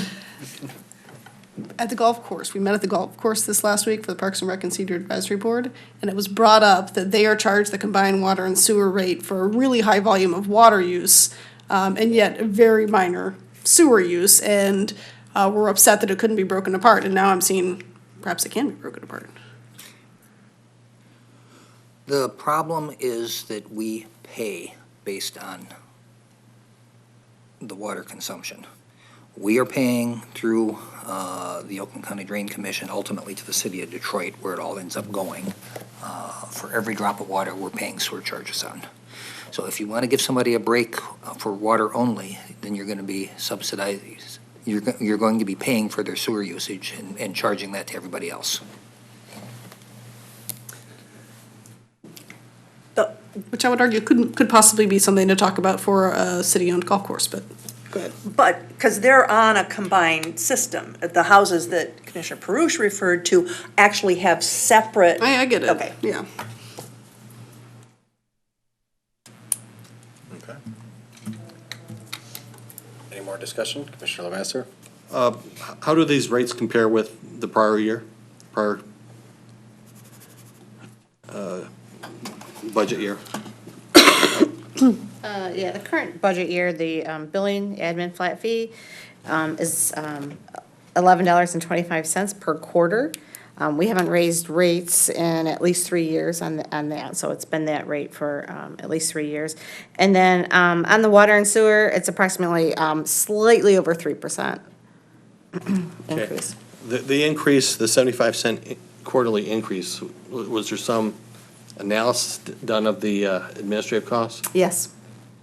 All right, and this is what was calculated as necessary to cover the administrative costs? Correct. All right. I'll call for the vote. All those in favor say aye. Aye. Those opposed? Motion passes. Resolution 5, Mr. Johnson. Resolution 5 basically relates to certain purchases, mostly through regulated monopolies. that allows us to pay our utility bills and other similar things prior to the commission actually approving it in some cases. Commissioner Perush? I'll move approval of this resolution. Motion by Commissioner Perush, second by Commissioner Dubak. Discussion? All right, with none, I'll call for the vote. All those in favor say aye. Aye. Those opposed, motion passes. Resolution 6 sets the purchasing limits. These used to be hard-coded in the charter at one time, but for the last, I don't remember how long ago, we changed the charter and we pulled this out so that we annually adopt a resolution establishing the levels at which we need to go through the bid process or take something in advance to the city commission prior to bidding it. Questions for Mr. Johnson? Is there a motion?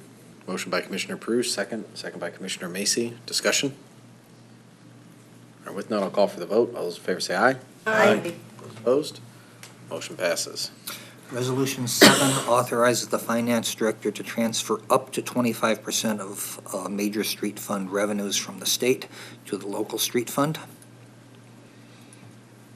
Finance director is also authorized to make transfers within appropriation centers. All transfers between funds may be made only by further action of the city commission.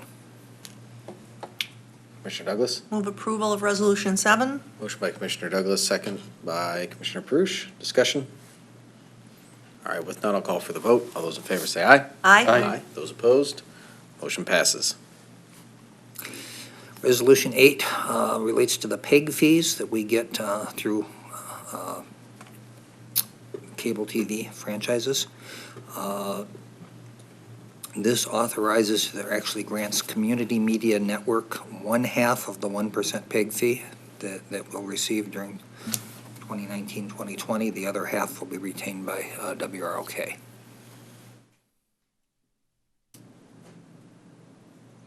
Commissioner Douglas? Move approval of Resolution 8. Motion by Commissioner Douglas, second by Commissioner Macy. Discussion? With none, I'll call for the vote. All those in favor say aye. Aye. Those opposed, motion passes. Resolution 9 asks you to affirm the financial policies as presented in the budget document. Commissioner Perush? I'll move approval of Resolution 9. Motion by Commissioner Perush. Is there a second? Second by Commissioner Dubak. Discussion? Commissioner Lavasser? I'm a little concerned here because this resolution doesn't maintain the status quo. This resolution changes those financial policies. Yeah, it's not spelled out in a clear fashion exactly what those changes are. I believe it was spelled out in a clear fashion in the budget document. It's certainly not spelled out to the public that may be looking at this. Commissioner Dubak? Didn't we discuss the change in detail at a previous budget meeting with the proposal from staff? I believe you did. Yes. Okay, so we did discuss it publicly in detail at a public meeting? Yes. So, Yes. Commissioner Macy? We discussed it in such detail that probably doesn't surprise anyone at this table that I'm going to be voting against this resolution. Because while I do agree that the amendment brings us in line with what has actually been the behavior of this commission with regard to our financial policies on the budget for the past several years, I still believe having a firm cap on our general fund expenditure, general fund balance is a good thing, and thus I'm going to be voting against the amendment. I'll be supporting it because my fiscal conservativeness of having a adequate rainy day fund, is my priority. So I appreciate Commissioner Macy's argumentation, and it's very well thought out. I have a different perspective, so I'll be supporting it. Commissioner Macy? I'd just like to say there's a lot of variation in what the word adequate could mean. So it could mean something different for you than it means for me or for many other people. Or my wife. For your wife. Commissioner Douglas? Move approval of Resolution 9. Motion by Commissioner We already Douglas. did that. Wait, we already have a motion. We All have a Sorry. Motion on the table. right, any other discussion? With none, I'll call for the vote. All those in favor say aye. Aye. Aye. Those opposed? Nay. I see a hand of the nays. Okay, thank you. I lost my spot. Well, congratulations, we have a budget. All right. Yeah, it's not nearly as Thank you, Ms. Rudd. Thank you, Mr. Johnson. Julie Rudd. Thank you very much to you and your team. It's really a challenge, I know.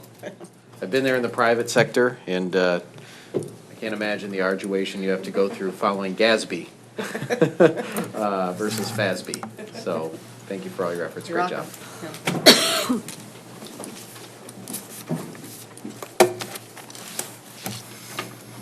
All right. This brings us to item number 9, the Michigan Liquor Control Commission License Establishment, Fifth Avenue request to amend plan of operation. Chief O'Donoghue. Mayor and City Commission, I did get a call from the applicant this weekend. They were unable to make the meeting tonight, and they were just looking for advice on how to proceed. I suggested we move forward, and if there's any specific questions for them, we can table it, but it's a pretty simple request, so. Okay. We're ready to move forward. We did receive a request from Eye of the Tiger LLC, which is Fifth Avenue, to change their current plan of operation. Specifically, they're requesting to add live music or DJ music to their outdoor service area. They're requesting to have an occasional DJ or live musicians perform in that outdoor service area. Be limited to 1 DJ or 2 musicians if it's live. The live music will end by 11 p.m. each night and will be no longer than necessary for the guests in the outdoor service area to hear the music. Music will be restricted to a level which will not adversely impact the neighboring or adjoining property owners, and the applicants will continue to comply with the city and the provisions of the sound ordinance. The music will be turned down immediately upon request of the police department. There'll be no dancing out in this outdoor service area. Police department does not anticipate this request to cause any additional strain to police resources, and we have no objections to the request. Any questions for Chief O'Donoghue? Commissioner Lavasser. Have we had requests like this in the past from other establishments? Years ago, we had, when Woody's was across the street, there was an issue with that upper deck music and how that would work up there, but not recently for an outdoor service area. Their outdoor service area, especially in the CBD, is a little bit unique. Maybe them and Prono's are really the only ones that have a. Pardon me? We had Red Fox. That's on the upstairs. One was a little bit different too. They're all kind of unique, but they have a pretty large outdoor service area on their property. It's not on city property. Is this corridor, Fifth Street between Center and Washington, still a high demand area for city resources, for department resources? Yes, it's busy. It's since Woody's changed over to Top Cat, it's been a significant reduction there, but it is busy. Commissioner DuBois. Yeah, to that question, Chief, outdoor, there's not a lot of places where we could do outdoor music. Most of our spaces are patios, but we have seen many requests for change to plan of operations for entertainment options over the years, where people have asked to do like Sunday brunch with a dude playing guitar kind of thing.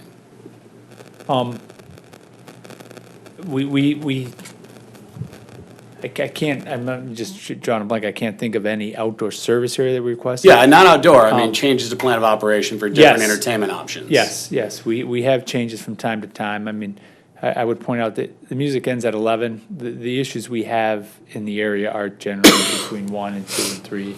And like right next door, O'Toole's, for example, they tend to play music, tends to be loud, and they just open up all their windows. So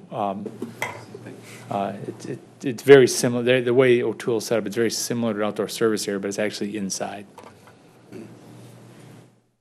Commissioner Lavasser. I'm wondering if this could be done a different way. The impression I get is that by changing the plan of operation, the proposal is basically any day of the week, Sunday through Saturday, there could be outdoor music here. We could have Wednesday on a work week, and there's music playing until 11 o'clock in the morning. And I note that there's residences just down the street from this location. I'm wondering if there may be other ways to limit this, or perhaps, if a special event permit may be a way to make it less permanent, to see how this thing goes, if there's another way to do this. Just two things. One, and it's 11 o'clock at night. It would end every night. I think the goal of, or the objective is to, in fact, do more daytime type things, like a Sunday brunch and things like that. They want to have some sort of light music to kind of draw more of, more people to come and sit on their deck during less nightclub hours and more evening hours. But yeah, I think the intention would most definitely be to do it during the week. But the intention is not to have it so loud where it would disturb the neighbors. If it does, we have kind of a generic wording where if it's disturbing the neighbors, we can tell them to shut it down. Okay, but this resolution as proposed wouldn't limit it to daytime brunch time type of things. That, you could have the beats and heavy bass hitting us at 10:30 at night. Well, the music will be turned down immediately upon request of the police department. We have an agreement with them. Yes. And the You have an language in entertainment the, permit with them too, where you can. we do, but the language in the plan of operation is very generic. If it adversely affects the neighbors, so if we're responding to complaints or things like that, the officers would make is it reasonable? But the idea of it is designed for the people on the deck, not for the people on the street, sidewalk, that kind of thing. I think this matter really does require the applicant to be here, and I do believe that the neighbors should have an opportunity to speak up on this issue. So I'm going to move that we adjourn this to the next regular scheduled meeting. We have a public hearing, and we provide notice to the residents within, and property owners within 500 feet of the property. Motion by Commissioner second Lavasser, that. second by Commissioner Gibbs. Discussion. Mr. Gillum? Commissioner Lavasser, if we're going to have a public hearing, I can't speak for the clerk's office, but I think we'll need more than 2 weeks to get notice out. So we'd be looking at probably a meeting in July, not the meeting in 2 weeks. I've no problem changing it to the first meeting in July for the motion, if Commissioner Gibbs is okay with that. That's perfect. That would be what, July 10th or July 11th, I think? Commissioner Dubak? Yeah, I'm fine adjourning the item until the petitioner can be here to speak, but I'm trying to wrap my head around why we're creating a special process for this incident when we've done these kinds of entertainment permits multiple times over the years.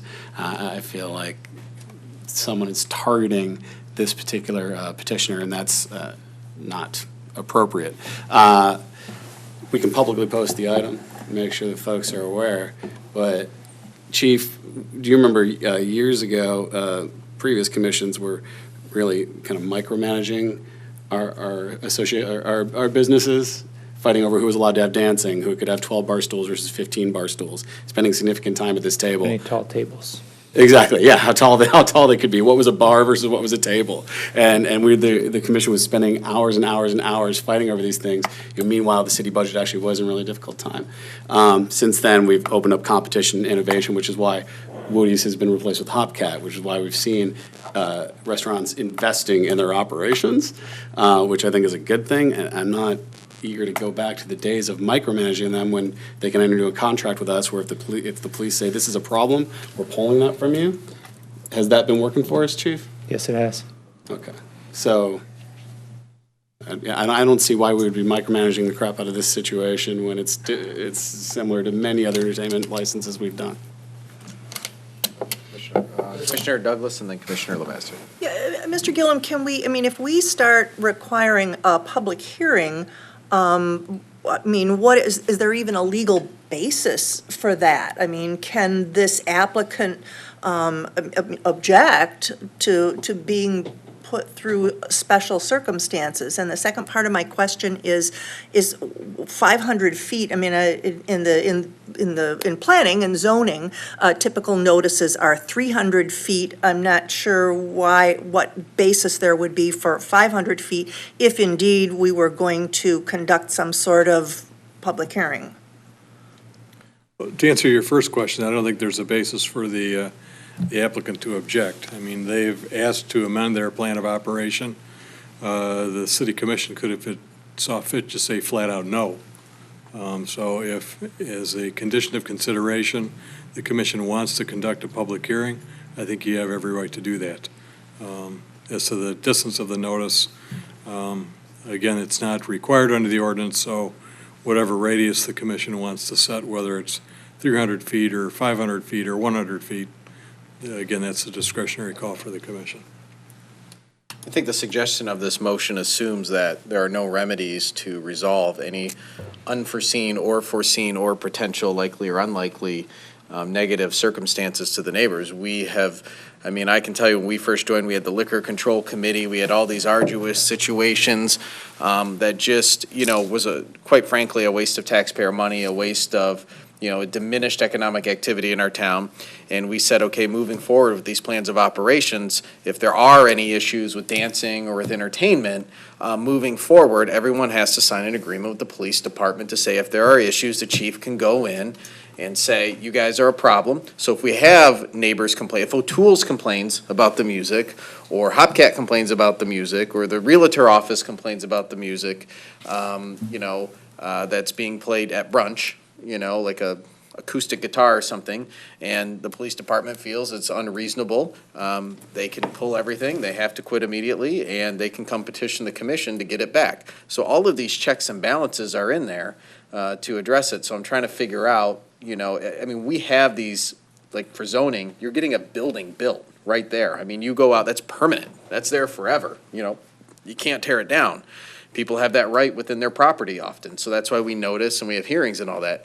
This to me seems like a far overreach. I've never seen it done before for a entertainment permit, but and I kind of feel like it's, you know, sending a very wrong message to the downtown that, hey, we want you to have outdoor cafes, live music, buskers, magicians, art, and be vibrant. Commissioner Prush?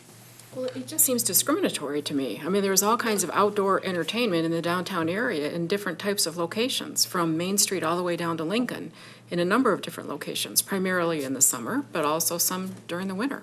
And why we're imposing these kinds of conditions and additional costs on this one business, to me, doesn't make any sense. You either want to do and approve outdoor service for this business, or you don't, and if you don't, then vote no. But imposing additional conditions and costs on this particular business for no logical reason that I can understand, to me, doesn't make any sense. Especially when the police department doesn't take any objection to it. Commissioner Lavasser. But there are quite a few residents just down the street who may like to have their windows open on a nice spring or early summer day, and they may not appreciate the sound, and I appreciate that this resolution says that they're not supposed to disturb the neighbors. Frankly, I don't know how this sound wouldn't bleed over and potentially disturb those neighbors. They deserve an opportunity to be heard. They deserve an opportunity to be aware that this is happening before this commission moves forward on this. And if this were simply let's have a little brunch time guitar playing, I don't think I'd have any objection to that. But we're talking about potentially, 11 o'clock at night, Tuesday, Wednesday, Thursday, whatever. People have to get up at 5 o'clock the next morning. Commissioner Prush? But there are residents down the street from every single bar and restaurant in downtown that has an entertainment permit that has outdoor service and outdoor entertainment. I mean, you talk about people who are closer to Pronto's, to Diamonds, that has it's too late for me to remember the place on top. A number of other outdoor service areas where there's apartments within 200 feet, 300 feet. I mean, they're scattered throughout the downtown. So, and we don't require this kind of extra procedural burden on them. I mean, there are hundreds of people that live in the downtown area that live a lot closer than I think the people you're talking about. And we didn't require all of this for them when we issued their entertainment permit. So why this one, I still don't understand why this one is being singled out. And I'm not aware of any complaints that we've received either from any of those areas. No.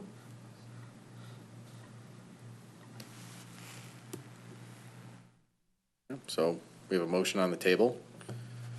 A call for the vote. The motion on the table is to adjourn it and create a hearing and send notices out and postpone this petition till July sometime, whatever that appropriate timing is, based on notice. Call for the vote. All those in favor say aye. Aye. Those opposed? No. No. Okay, this motion fails. All right. Commissioner Douglas? Yeah, I'll make a motion to approve the proposed change in the plan of operation for this establishment. Motion by Commissioner Douglas, a second by Commissioner Macy. Discussion?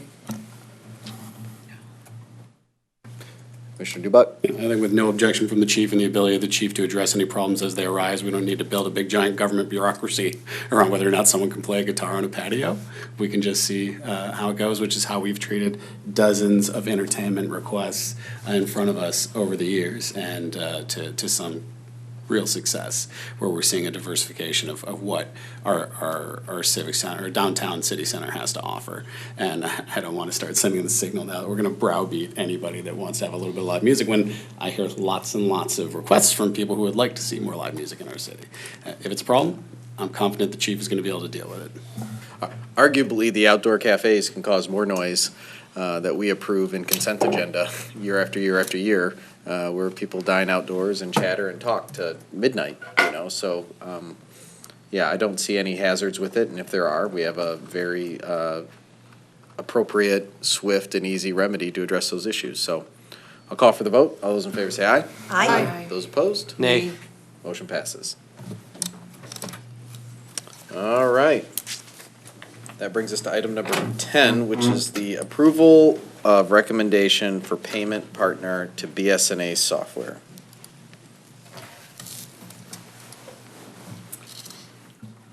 Basically, the software company that we use for our, most of our processes, BSNA, is phasing out ACI, official payments. And so staff has been looking for the past many months. There are 2 other partners that are available to us and still use BSNA. And we are recommending that it be awarded to Invoice Cloud, who has a little bit better, we think, service options for our customers. Most notably, the payment options would include text advisories when bills are due. There is a customer portal for going paperless for the bills, which would be hugely helpful for water bills. We have a considerable delinquent rate on water bills, and I think it helps as much as possible that we advise our customers, and having multiple advisories on water bills either coming out or being due would be helpful. And the customer can go to the portal themselves and register for what type of notices they want. They also have the same options that we have now as far as auto pay, but there's a little bit better portal for auto pay than what we have now. Currently, we're having people send in paper documents. We're scanning paper documents. This is a portal that the customer would sign up for themselves. They will see a branded portal that looks like our website, so there's a higher comfort level when the customer goes to use that portal for signing on. And fee-wise, I did include a comparison of the fees that we pay now to what is being offered through both options. Point and Pay, which is the vendor that we are not recommending, and Invoice Cloud, the vendor that we are recommending. And you'll see slight mixes of what payments are required or what fees are required, the minimum charges that are required. They're pretty minimal differences. Really, we were making our recommendation based on what we saw as the best service option for the customer, as well as what certainly interested us because of the issues that we have had with water over the last year. There is the option under Invoice Cloud for text monitoring of water sewer bills if we also partner with another vendor for providing more up-to-date, instant information on water usage. That's something that we are planning to look at more fully over the next several months. And Invoice Cloud already has that ability to do that if we want to go in that direction. Ms. Eubanks, I have a few questions. Sure. Appreciate the effort here. I think the value that all of these services bring that you mentioned is clearly there. First question, and I'm having a hard time picking it up in here, but the fees that are charged here compensate all of those services. So we're not paying an additional flat fee or any sort of fee out of the city pocket to get all of those features where we have the branded website and all of that. It's all, if we sign a contract, really that's paid for through the user fees as a variable, correct? There's a small amount that we would pay. It does say in my memo, there is, the city cost is the biller portal access fee of $50 a month. So it's a pretty nominal fee. But the other fees are borne by the customer as they are now. It's not like $100,000, I'm talking, I saw the $50, but it's not like, okay, $100,000 development fee plus all these fees. So these fees, in a way, might be a little bit more inflated than a typical credit card transaction fee because we're getting an extra service out of it. Yes. I think for me, you know, I always get highly suspicious for good reason when I hear, well, Chase Bank is the only one that works with BSNA. And I think I pushed in the past to ask BSNA if they're getting a cut of any of this stuff, and they refuse to answer that question. It's a way, you know, unfortunately, the world we live in today, you know, they sell you the printer and then upcharge you for the ink all the time. And, you know, I look at these rates and my first instinct is, and then you start to see, okay, well, you know, maybe if we're getting all these other benefits from it, maybe some of the has to be incorporated. But when I see some of these minimum charges of like $1.95, I mean, like the water bill, like $4 or $3.95. If most water bills are $100 or $200 quarterly, whatever they are, maybe less for some people, you know, that's like a 4% charge. You know, if it's $100, that's pretty high compared to, I know rates like for a debit card, we should be paying 20 cents. You know what I mean? For a credit card, the transactions should be under 3%. So if you pay $100, it should be 3, not 4. Do you know what percentage of our transactions, or what do you predict? Have they given you any indication that would actually convert? Because with the convenience and everything, how much would convert to these type of credit card and ACH and debit payments? Well, I can tell you that about 3,000 transactions come through now through ACI. Out of how many do you think? Well, water bills, Oh, yeah, we have 25,000 times 400,000 a year. yeah. So a very low percentage come here. We actually have a lot of people that use bill pay services. Oh, like through their bank, they might send it. Yes, and in a perfect world, if a person puts the correct account number, a bill pay service works very wonderfully for us. We can import a big file and everybody's account is uploaded. Okay. That's not what happens, though. People put wrong account numbers, or they mean to pay their water bill, but they put their PIN number, which is their tax number. So, you know, there's a fair amount of flushing out of data that happens every day because people use wrong account numbers, or they mean to pay their one house and they pay their other house bill. And you would know that if you actually looked at both bills, but you know, with 28,000 properties, what's the chances that you're looking at in data mining every transaction? You're not. It would be wonderful if everybody used the portal because you're looking at your bill. When you pull up, you're looking at your bill.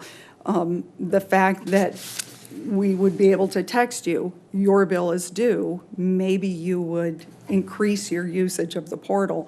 There's much less opportunity for error using the portal.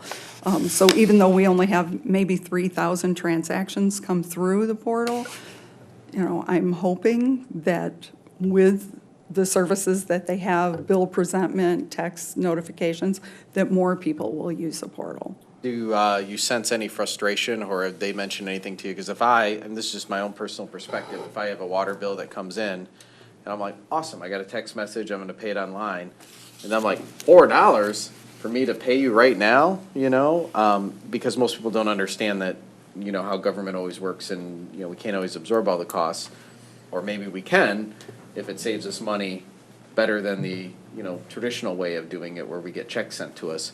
Do you see, has there been any discussion with the vendors about the take rate because of the visibility of the fee, and actually the person is paying more, the ratepayer is paying more right there, versus if you were to blend it into the rate? Well, and that's always the surprising part to me, is if you look at our current schedule, it's $1 to pay by an e-check, or $2 to pay by a credit card, but everybody picks a credit card or a debit card, and,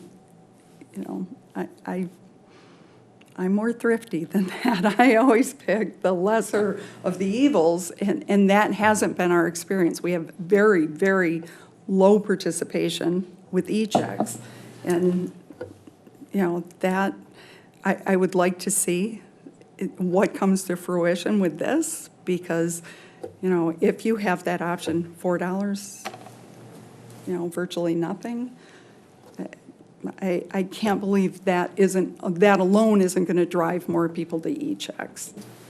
Average water bill's $200 here, so, They're paying 2%. $4, yeah. Yeah, it's just a psychology thing, I think, more than it is, like for convenience, you could have it reoccur and go to your credit card or your bank account every month, you know what I mean? Or every quarter.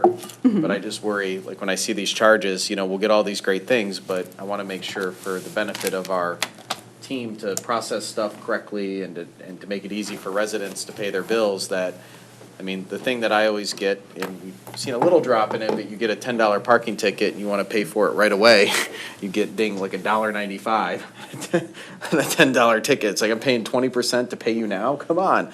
And then it just makes people mad, like, oh my gosh, now I have to go and, write a check or log into my bank account. And I'm so angry and I hate the city and I have no faith in government. The whole world's terrible. And, if they're late on their water bill and then they see the $4 charge, but it's what we're doing today essentially anyways. If someone wants to pay online, at least it's a little easier now. And they do have an opportunity to make a different selection. They'll see the fee. It's not a hidden fee. When they sign onto the portal, they see that, if you pay by check, it's this much. If you pay by debit card, credit card, it's that much. So the customer has the opportunity to make an election at the Down the time road, that let's they say pay. that 100% of the people paid their water bill via credit card. Then we could just say, okay, well, that's a cost of doing business, and we just manage it through the rates, and it's transparent because everybody's paying it. Right. Okay.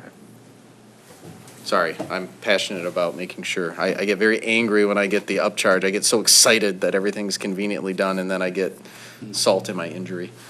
Commissioner I Macy. feel exactly the same way, Mayor, and I just want to follow up a little bit on one of your points, which was it costs money for the people who are paying in these different ways. Like certainly through the portal, debit card, credit card is the easiest and the most convenient for the city and the lowest cost to the city. Is there some value for that we can offset this cost? Because $4 is a lot. And am I reading right that we're already going to offset at 95 cents to make it $3? Am I reading that correctly? Well, it's actually the customer that is paying that cost, as it is now. The customer pays that service cost. This is due to the slight increase in the transaction fees. This recommendation includes the city absorbing the cost related to ACH. The e-check. The e-check is 75 cents. And Yeah, we so when have, someone sends us an e-check over their bank account, it's 75 Yes. cents to get it to route and do all those things. Oh, I see. And So instead we you aren't can't- absorbing any of this $3.95. It's been $2 and now it's going up to $4? right.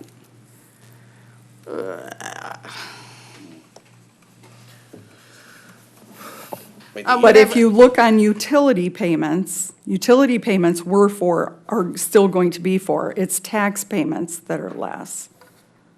Oh. boy, I'm reading this wrong. Does auto pay cost? Like where you sign up and it's automatically taken? No. Okay. Okay. Do we have that now? Yes, For we the water do. bill, we do. Unless you get like one of those $2,000 bills because your kid left your toilet running, then auto pay's not fun. At all, no. It has a severe impact. Why is my card not working? City of Royal Oak robbed me. So it says the customer's costs include a $3.95 credit debit card transaction fee for water bills, and you're saying that's already been the case? It has already been the case. Okay. And 2.75% for tax payments, I think that's always been, I mean, most people either have their they write a check once a year, they have it escrowed and, but if you have one of these things like last minute, it's a real fee, we can't hit our tax revenue, So and that seems right. I mean, it's high and we shouldn't be paying a flat rate, we should be paying the rate per card used plus a little bit for the vendor that's charging it. But this is what we're presented because we have to use Chase, according to BSA. Well, and actually it's one arm away. BSNA picks payment portal vendors, which are now going to be Point and Pay or Invoice Cloud, and it's actually Invoice Cloud that partners with Chase.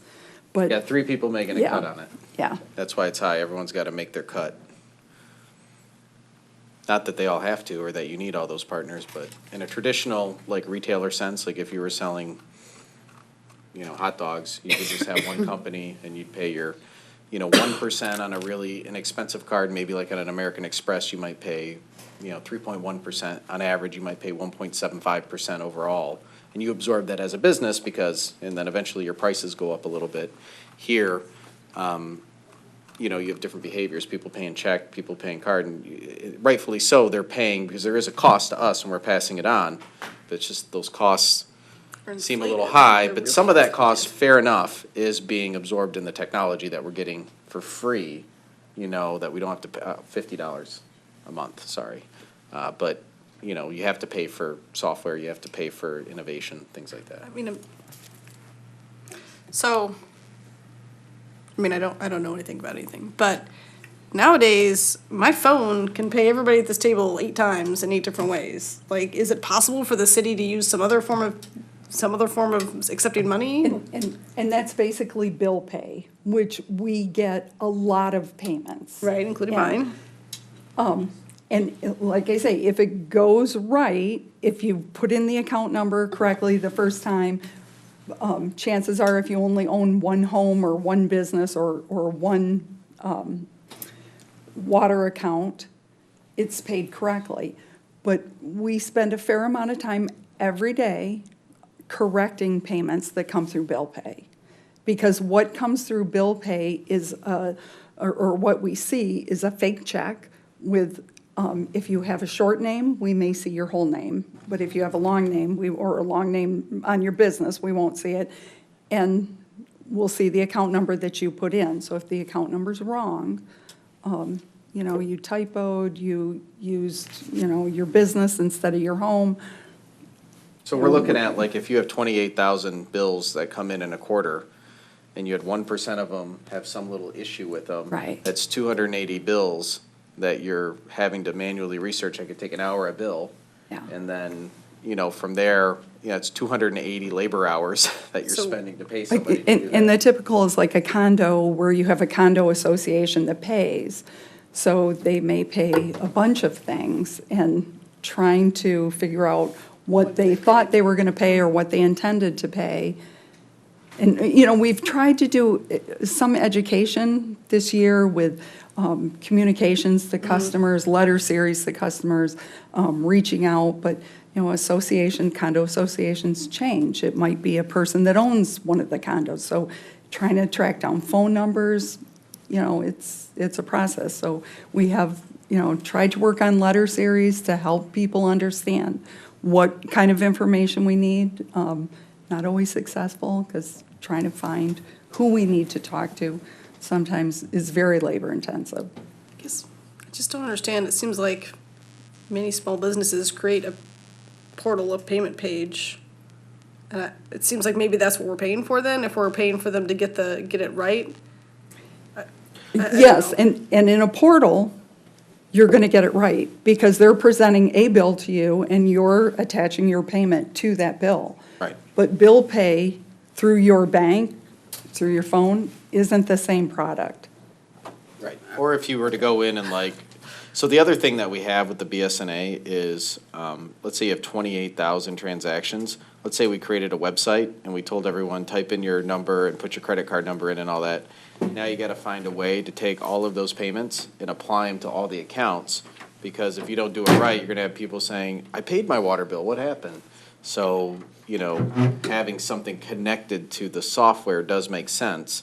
I just feel slimy to me always with these software guys, you know, always looking to make another half a point on every I mean, it's if you think about it, if we put 10 million through this and BSNA is getting another percentage, another $1 million because we chose BSNA software when we weren't thinking about credit card transactions. I feel that way too. But, you know, we're not going to get out of the BSNA contract. No. But we could petition the MML And to make it illegal. There's nothing unique about what BSNA is doing. We have the same situation. With the parking? With multiple software vendors who have contracts with specific processor Yeah. vendors. We should where's our state rep? We should petition that too. I think he left. It's aggravating. Long meeting. I'm good with my other questions. Now, just as a quick question, how long is the contract again for, Ms. Eubanks? This contract? Yeah. Really as long as you want it. Okay. I mean, if we're unhappy, you know, there is a second option. So if we find out that we go forward with this and we go from 3,000 to 3,002. I don't want to forget my stuff. And it's not helping, we have a couple different options. We can always circle back without penalty and find a different solution. Or we can say, okay, maybe, you know, you can do a quick tab to say the amount of, we spend 2 man-years a year dealing with this fallout.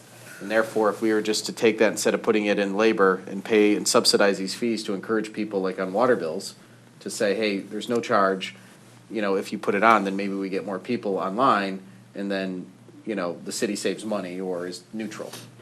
But we have that option down the road to do that. Yes. Okay. All right. Commissioner Douglas. This is an area where, you know, we have excellent professional staff, and I am confident that they've done their research. And of course, we've had this discussion here a couple of years ago about electronic payments and the challenges of finding suitable vendors. And partly it's because we're shackled to BSNA, and they kind of drive the agenda. I respect Ms. Eubanks' research and that of her staff, and I'm inclined to move approval of the resolution to partner with Invoice Cloud, and to authorize the mayor and clerk to execute their invoice. Motion by Commissioner Douglas, second by Commissioner Perush. Discussion?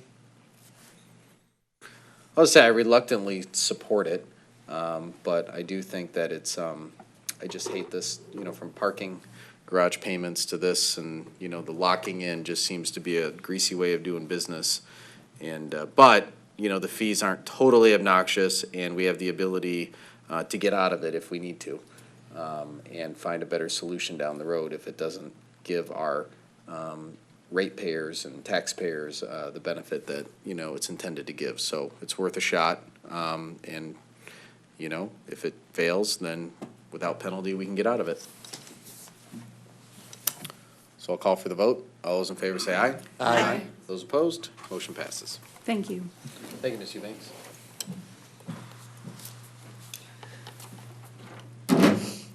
So this brings us to item number 11, which is the retail pet store sales ordinance, first reading. Mayor Fournier and City Commissioners, this is the ordinance that was discussed at our last meeting, and as written would prohibit the sale of dogs, cats, and rabbits by retail pet stores here in the city. And as indicated in the memo, this is largely based upon the sample ordinance that we received, not from the Humane Society, but the Humane Society of the United States, as I understand. Michigan chapter. Michigan chapter. All right, so if you have any questions, I can try to answer those, but again, this is before you for first reading tonight.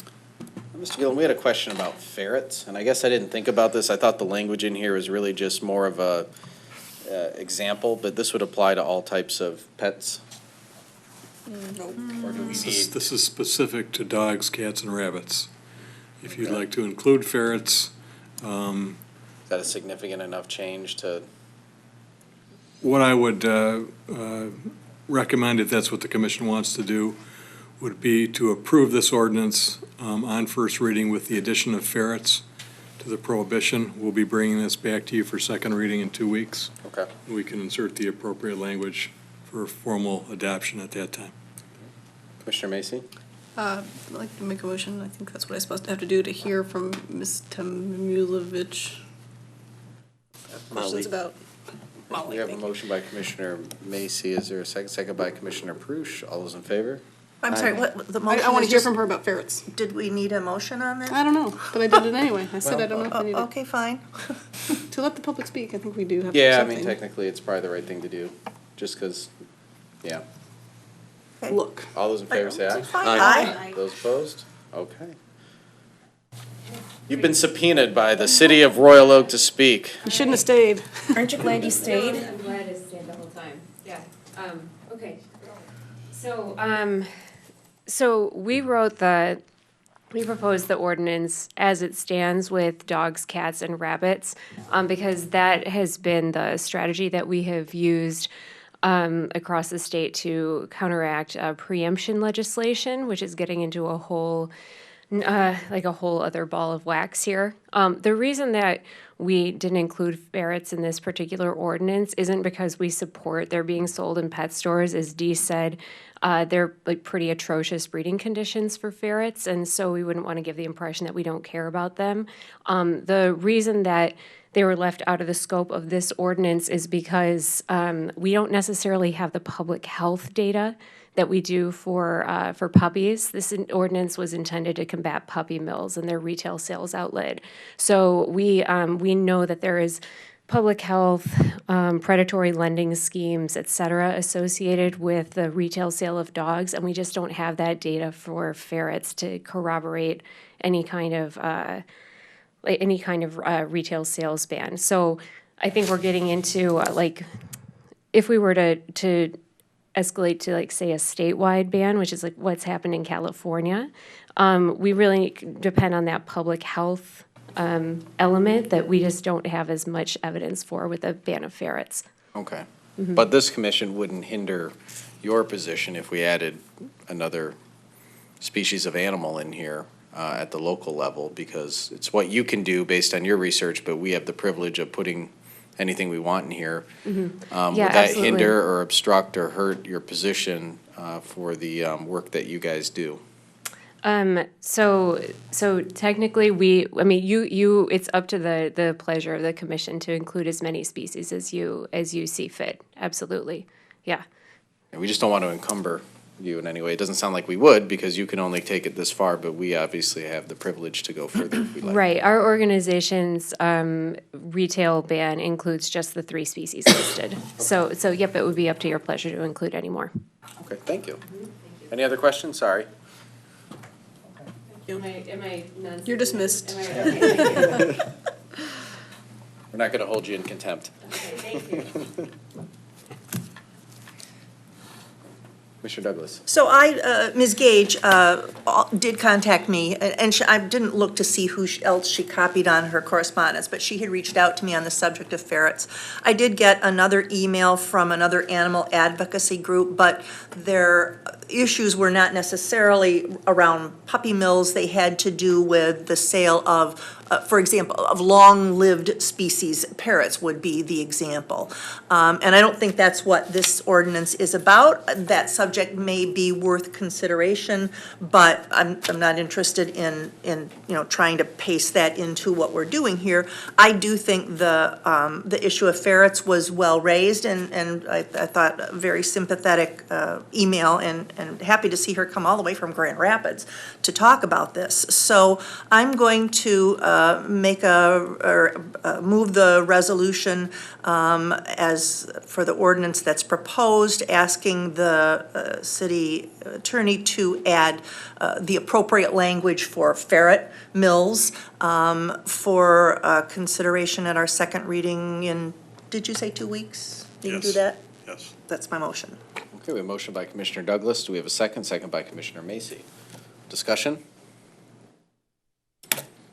Doggone it, I think this is gonna pass. You think I was gonna weasel out of some dad jokes? Oh, no! All right, Randy, come on, you're leaving me hanging. Well, we can still talk after. I think I'm a little bit tired at 11:21, so I'm not quite as sharp. All right, my dad jokes aren't making you happy. I get it. All right, I'll call for the vote. All those in favor say aye. Aye. Those opposed? Motion passes on first reading. Okay, we'll get that back at second reading. We'll, after second reading, is it 15 days? It's late at night. 10 days. It'll go into law. Thank you. Thank you for all your help, your efforts, and, input and advice. It's very appreciative of it.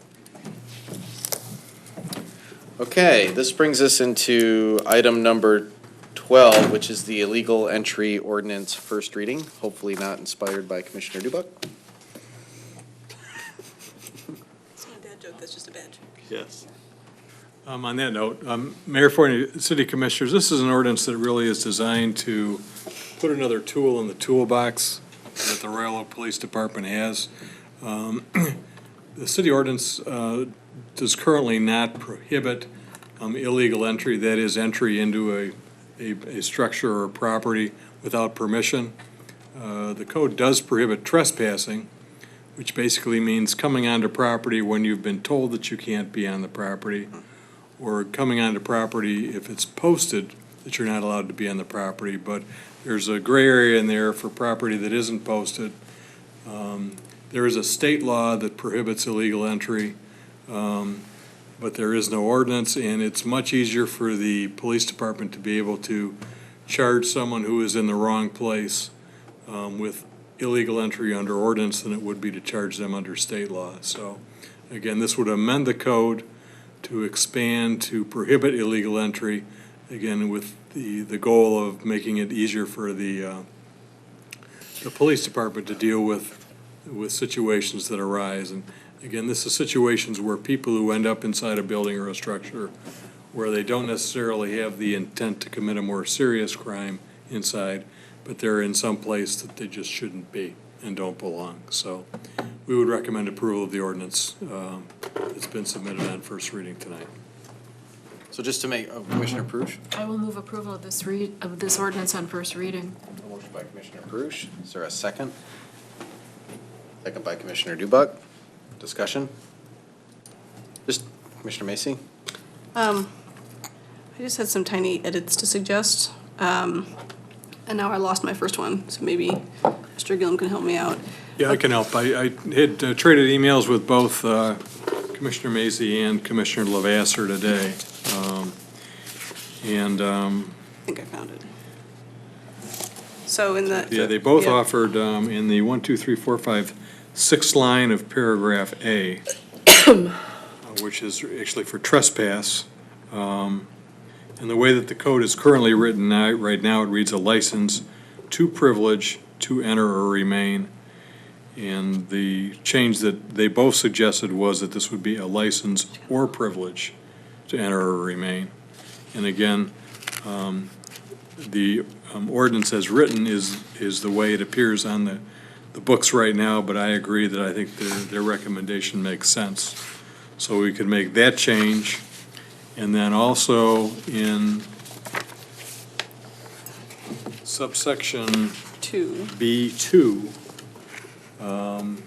what Commissioner Macy had recommended was in the last phrase, subsection 1 does not apply if the breaking and entering or entering with or breaking without entering was committed by a peace officer comma, or an individual under the peace officer's direction, comma, in the lawful performance of his or her duties as a peace officer. And again, what's written here is verbatim the way the state law is written, but I think Commissioner Macy's suggestions are good ones. So with those changes, we would be recommending the approval of the ordinance. So I have a question about permission.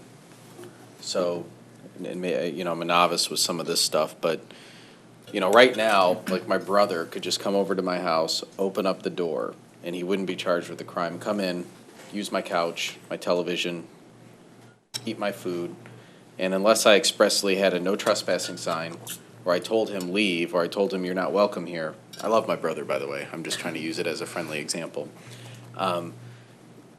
He could do that, but now with this ordinance, if he just did the same thing, now if I wanted to press charges or call the cops or something like that to come, I could say, hey, he came into my house, he sat on my couch, he drank my beer, he ate my food, and he petted my dog. Now he can be charged with something a little bit more, as opposed to me having to give him an explicit denial to come into my house. Well, number one, yeah. Just on the facts that you've described, as it stands right now, he could be arrested and he could be charged with a violation of state law. Okay. That's hard. But administratively, it's a more difficult process and time-consuming for the police department. If we create an ordinance that mirrors the state statute, then in the situation you've described, your brother could be charged under local ordinance. The maximum penalties would be the same as they are under state law, but it would be a much simpler process for the police department to charge them and bring a case. And then things like permission, and I do think that this is going to be interesting when you have situations where you have like domestic separations and things like that, you know what I mean? That permission, obviously there's definitions of what permission is, and the courts and judges and the police can interpret, if it's an implied permission, an explicit permission, an entitled permission, all of that. I mean, it just says permission here. But, if you gave someone permission 9 times, on the 10th time, does that mean that they're allowed to come? You know what I mean? And those things have to be sorted out, through the court system, correct? Correct. Okay. So it's not perfect. We'll still have instances where people disagree, but that's what the courts are for. All right, Commissioner Macy? Does the motion now include the suggested edits? Why don't you make an amendment, just to be safe? I'd like to make an amendment to the original motion to incorporate the 2 suggestions just stated by Mr. Gillum. A motion by Commissioner Macy. Second.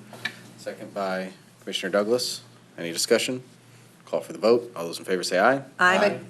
Those opposed? Okay, the amendment passes, so the original motion is now the presentation we have in front of us, plus the edits that Mr. Gillum read to us. Any discussion? With none, I'll call for the vote. All those in favor say aye. Aye. Those opposed? Motion passes. We'll bring this back to you for second reading with the changes spelled out in 2 weeks. All right. Thank you.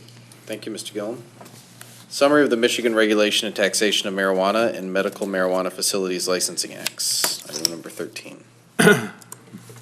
Mayor and City Commissioners, this isn't an action item necessarily.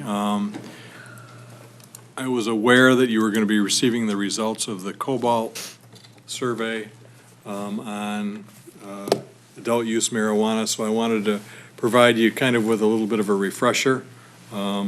The information that I provided in the memo is just an overview first of the Michigan Regulation and Taxation of Marijuana Act, which is adult use / recreational marijuana, and then also an overview of the Medical Marijuana Facilities Licensing Act, which is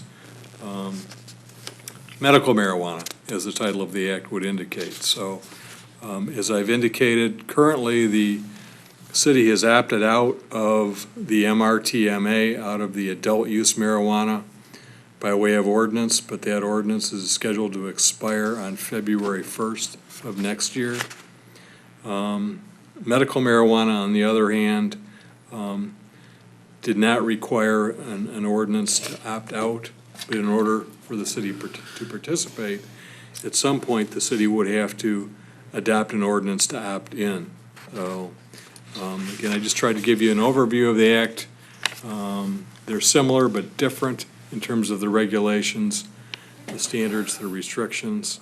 There are some things that are specifically not authorized by the acts. There are some things that are specifically prohibited. There are some municipal regulations that are permitted under each. There are some municipal regulations that are specifically prohibited under each. So, again, this is more just general information for you. I know you actually haven't seen the results of the Cobalt survey.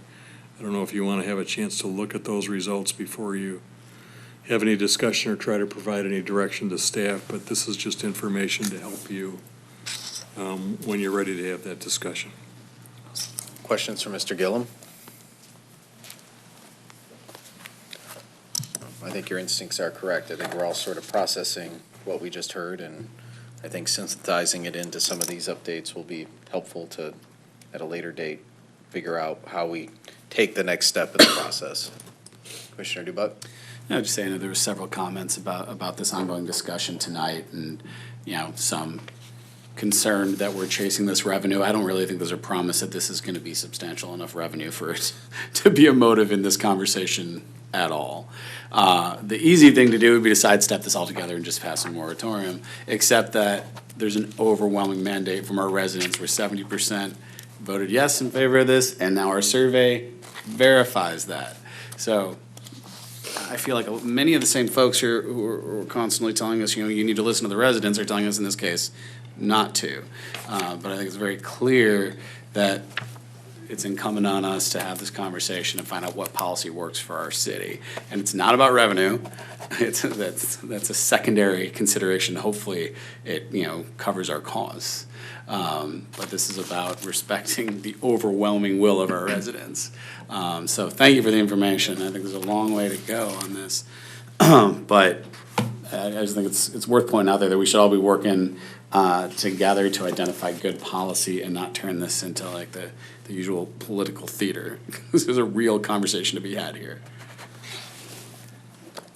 Commissioner Macy? I'm just gonna say that I think that while what you're saying about revenue not being a driving force behind this commission presenting it to the public and giving feedback, I do think that a lot of people in the public are taking the revenue into account. Like, in other words, it's not like they're dying to have a marijuana shop in the industrial zone, but given that they understand that it's gonna be all around Royal Oak and that we'll lose out on the revenue if we don't, people that I've talked to seem savvy to that. So I think there is some element of revenue in the citizens' calculations of this. Commissioner Dubak? I think that's fair, and I guess we need to make sure folks are aware, and correct me if I'm wrong, Mr. Glum, I think this is in your write-up. The way revenue works, people think like if it sells like gangbusters in Royal Oak, that we'll get a piece of that. And that's not how it works, right? The revenue is divided by all the license holders. So we get a share of the Michigan market based on the number of licenses in the market. So it being sold here, if we have the best-selling shop in the state, we don't get more revenue than anyone else. It's about the number of licenses. That's accurate, right? Well, the revenue that the city will receive will be a combination of things. Part of it will be based upon the number of licensed establishments that are here in Royal Oak. There's also the sales tax component. That's going to get divvied up everywhere. Right. So, yeah, it's a part of the equation, but if people keep talking about it like it's our driving factor, I'm like, it would just be way easier not to talk about it. What's driving me is that the residents overwhelmingly have demanded this, so we have to talk about it. Well, and I think for us, we're in a position too where even for some communities, they're looking at it as an economic stimulus. And for us, I don't personally look at it as in that regard either. We have a vibrant downtown, we have business clamoring to be here, we've had lots opening up, lots transitioning, new office workers coming in. It's not really, we're in a very fortunate position. So, we do have to look at it maybe a little differently and a little more unconventionally than some of the other communities. And, also our proximity to other communities as well. We're not these borders around Royal Oak that shape a dog, are mostly arbitrary. And so, what does that mean for consumer behavior, consumption, things like that? So it's a little trickier for us, but a little simpler as well. Commissioner Perush. I think that this whole topic is probably a really good subject matter for a work session. Yep. And I don't know when we would want to schedule that or how soon we would want to schedule that, but I can't see us taking any kind of steps with this to either say no or yes or partially yes or whatever without having just a very general discussion at a work session about the whole topic area. Yeah. So I'd love to see zoning maps and all of this stuff. Yeah, I mean, we need, that kind of thing too. So maybe we can think about when we want to schedule that. I don't know how long we want to wait. I don't think we want the survey data to go stale. I don't think we need to wait, I don't think we should wait months, because it's fairly fresh data. But on the other hand, it's not like we have to do this next week. But that would be my suggestion, is see if we can pick a work session date and just devote this topic to that. Commissioner Gibbs? Only because I deal with this topic on a more regular basis now for my employment. Usually cities are doing it, first it's presented, they do a study, they have a couple of public meetings, and then there's a work session within a month of the last of those couple of things happening, and then steps are taken to move forward to go through with this. And I have seen cities wait until the very last minute and vote it all down. So, but there's a lot of steps that need to be taken care of in the zoning, especially in the zoning, and Royal Oak or any Metro Detroit city it's gonna be a little more difficult because we're not like Albion and we don't have fields on the north side or the south side or whatever. Or even like Mount Pleasant, there's more open land. We're congested. So there's a lot of things that really do need to be discussed, and a work session is a great first start. And I would suggest, Craig Aronoff, he texted me that he had to leave, but he's very interested in helping us walk through this process. And so.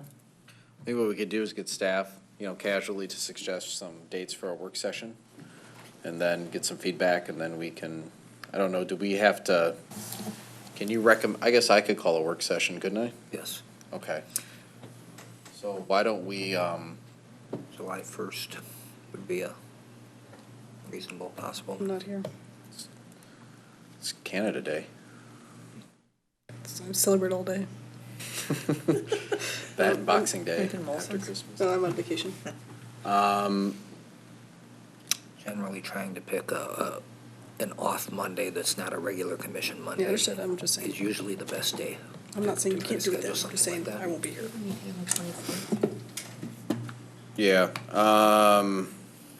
maybe we don't have to decide right now. Is it the commission's desire to try to pick a date now? Or should we just kind of look at our calendars and you guys can throw some dates at me and I'll throw some dates back?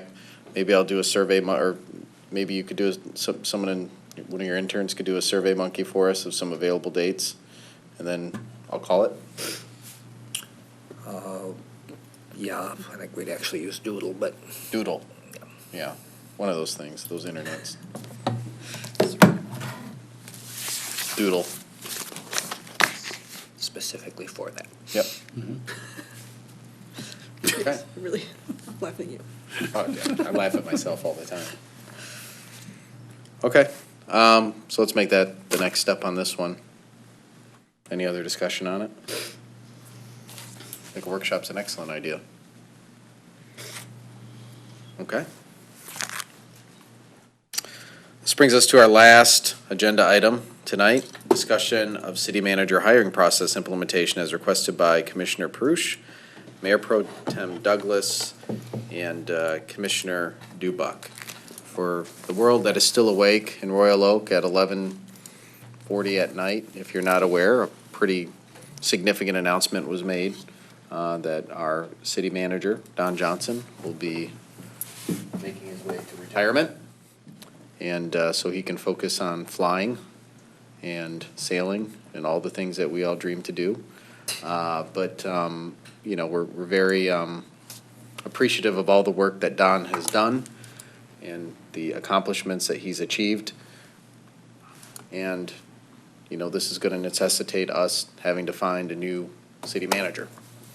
And so how we go about that process, how we choose to go about it, and what we do in the interim from Mr. Johnson's retirement to when that new manager comes on board are all things that this commission has to sort out to make sure that, you know, we have, you know, the right continuity and that, you know, we manage it appropriately. So I wish I had a lot more inspirational words to kick this one off right now, but it is 11:40 at night. I didn't actually put this on the agenda, so maybe Commissioner Perush, I'll hand it over to you for additional comments. Just, and I don't want to delay it into the evening either because it is quite late. I don't think that this topic is necessarily anything that any of us thought we would be spending our summer doing. We had a lot of other issues on our plate.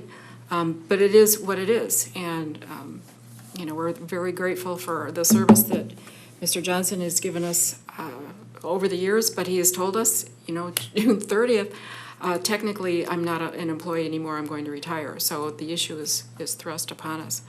And so I put this on the agenda just so that we could start talking about how we want to go about doing this process. I don't think it should be a quick process. I think it needs to be deliberative.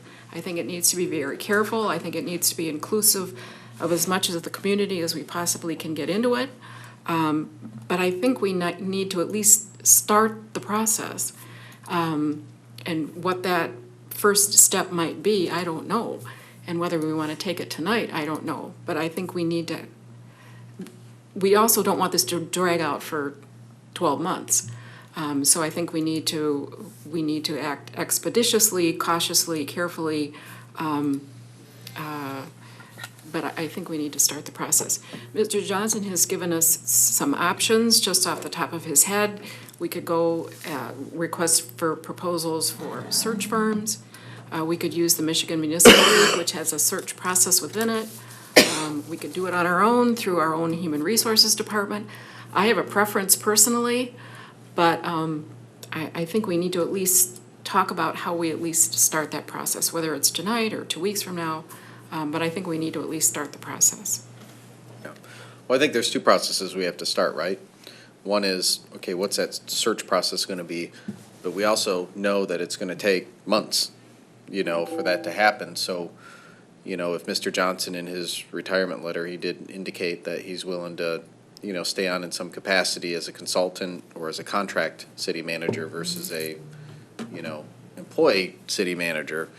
What does that mean in terms of, what does that contract look like? What does that, Yes. result look like? Absolutely. Yeah, that's the second part of it. You're right. Absolutely. There's two components here. Because it's key that we have and that we're afforded, thanks to Mr. Johnson, a seamless transaction, or seamless transition, rather. At least the opportunity.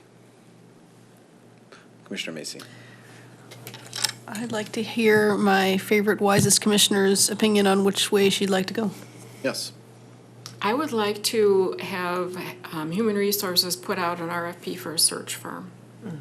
Because I would like it to be a broad search. My guess is that it would be best to encompass just the state of Michigan. But on the other hand, maybe not. So that would be my preference, would be to have them put out an RFP for a search firm. We get the responses back, we review them, we pick people that we want to interview. Same process just like we did with the firms, design firms for the parks, for Normandy Oaks, the same kind of process. Okay. Pick a search firm and then we have them lead us through the process. Commissioner Douglas? I agree. Apropos of the downtown park architect selection, I feel that the commissioners, we should be telling our purchasing department what our priorities are or how we want to evaluate prospective search firms before they start writing an RFP. I think we painted ourselves into a corner with the scoring on the downtown parks, and I don't want to make that mistake again. Commissioner Dubuck? I agree with starting to move forward on hiring a firm. I'm willing to hear what the experts have to say, but my gut is a nationwide search could be appropriate, just given the caliber of our city, the number of exciting things we have going on, and I think it's, our very, very late meetings aside, a really choice job for someone that wants to come in and take the reins from Mr. Johnson. So, yeah, however we move forward on identifying that firm. And I agree, we should make sure they're aware of what exactly we want, or staff knows exactly what we want from the firm. Although I'm not even sure which questions to ask on that, in that regard. So I'll be looking for your leadership, I guess. Commissioner Douglas? Well, and may I suggest that we perhaps put together a 3-person committee from the commission to at least assemble some suggestions and bring a draft back to the commission? Could that 3-person committee also manage a potential, ins and outs? I mean, just not just deal with the search, but maybe help be the, I don't know, dealing with, the transition plan and that as well? Or should we, take that separately with a different group? Commissioner DuBuck? I think laying out strategy for transition plan, sure, but I think selection is, the search and selection aren't something we're going to want a subcommittee out. That's kind of our primary responsibility at this table, is to hire the city manager who actually runs the day-to-day business. So I wouldn't subcommittee that, but yeah, just getting the process in order, sure. Commissioner Macy? Having just done this for the library director, I think I disagree with Commissioner Dubek about not having a subcommittee to do this, because obviously the interviews and the things will be reviewed by everyone at this table, but the scheduling of things and the getting together and drafting the documents that we're going to use for our postings is tedious work that is probably best not done by 7 people. So I think that it does make sense to have a city manager search committee that is a subset of this body that brings that work to the full body. Commissioner DuBuck? Let me clarify. I agree with you. What I'm saying is, once we get into the process selection, I wouldn't want the selection committee to bring us their top 3 and then we all choose from that. No, I'm just saying, writing the RFP Sure. was the limit of what I suggested. Yeah. Yeah, but Mike expanded it. And I'm not. And I just threw it out there. It's not something we have to do right now, but we fairly quickly have to negotiate a rate and terms with Mr. Johnson. yeah. Like we got 2 weeks to do that, basically, before he rides off into the sunset. And I'm going to steal Commissioner Lavasser's line and say we have to figure out what we have to pay him so he'll tell us where all the keys are. Sorry, Randy, you had your chance. No problem. Commissioner Perush?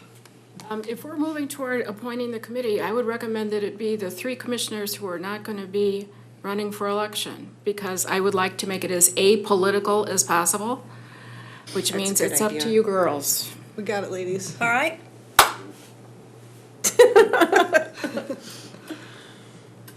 Thank you. You need a motion? I second that. Was that a motion? Was that a motion? Sure. Yes, it is. Okay, we got a motion by Commissioner Perush. I think I heard a second from Commissioner Douglas. Yeah. Okay. All right, so the thought would be is that for the RFP, like getting the RFP constructed with our HR department, with Dennis, in order to get it out, you guys will construct a work product that we can review here and get it floating out there. And then when we get those responses back, that's the scope. From there on, once we get the RFP established, all of the RFP responses will come back and be evaluated by this entire body. And then this entire body will select the search firm. Right. Okay, as long as everyone's on the same page. All right, any discussion? I'll call for the vote. All those in favor say aye. Aye. Those opposed? Motion passes. All right, we have a committee. Okay, Commissioner DuBuck. Do we need a Don Johnson Retirement Party Committee, or I guess we'll do that? I'll sign up for that. I don't think that's going to be able to. Wait. The time for goodbye will come. All right. He's not leaving yet. Right. Commissioner Macy. So He's not going anywhere. did that thing that we just did include working on the package for Don Johnson? No, it did not. No, I think the point is actually I think pretty. that's what the mayor was trying to add to it. But the point was made that, do you need a committee? I mean, I think we should probably have something. We got to figure out, I know this is something that the city attorney will have to manage. Often the city attorney brings us, first runs of contracts. So maybe what we try to do is if we believe that, there's an opportunity to get something in front of us by the next city commission meeting in June, is it 24th or something like that? Then we can have a first look at something. And if it's not appropriate or it's not, exactly what we're looking for, we might have to schedule a special meeting before the 30th to figure out what those issues are. Or, I guess we could hold over. We do have a very competent assistant city manager over there. And he's also wearing a gray suit. It's not, the whole city's gonna go to hell in a handbag if we don't, if we have a few days of transition. Dawnlessness.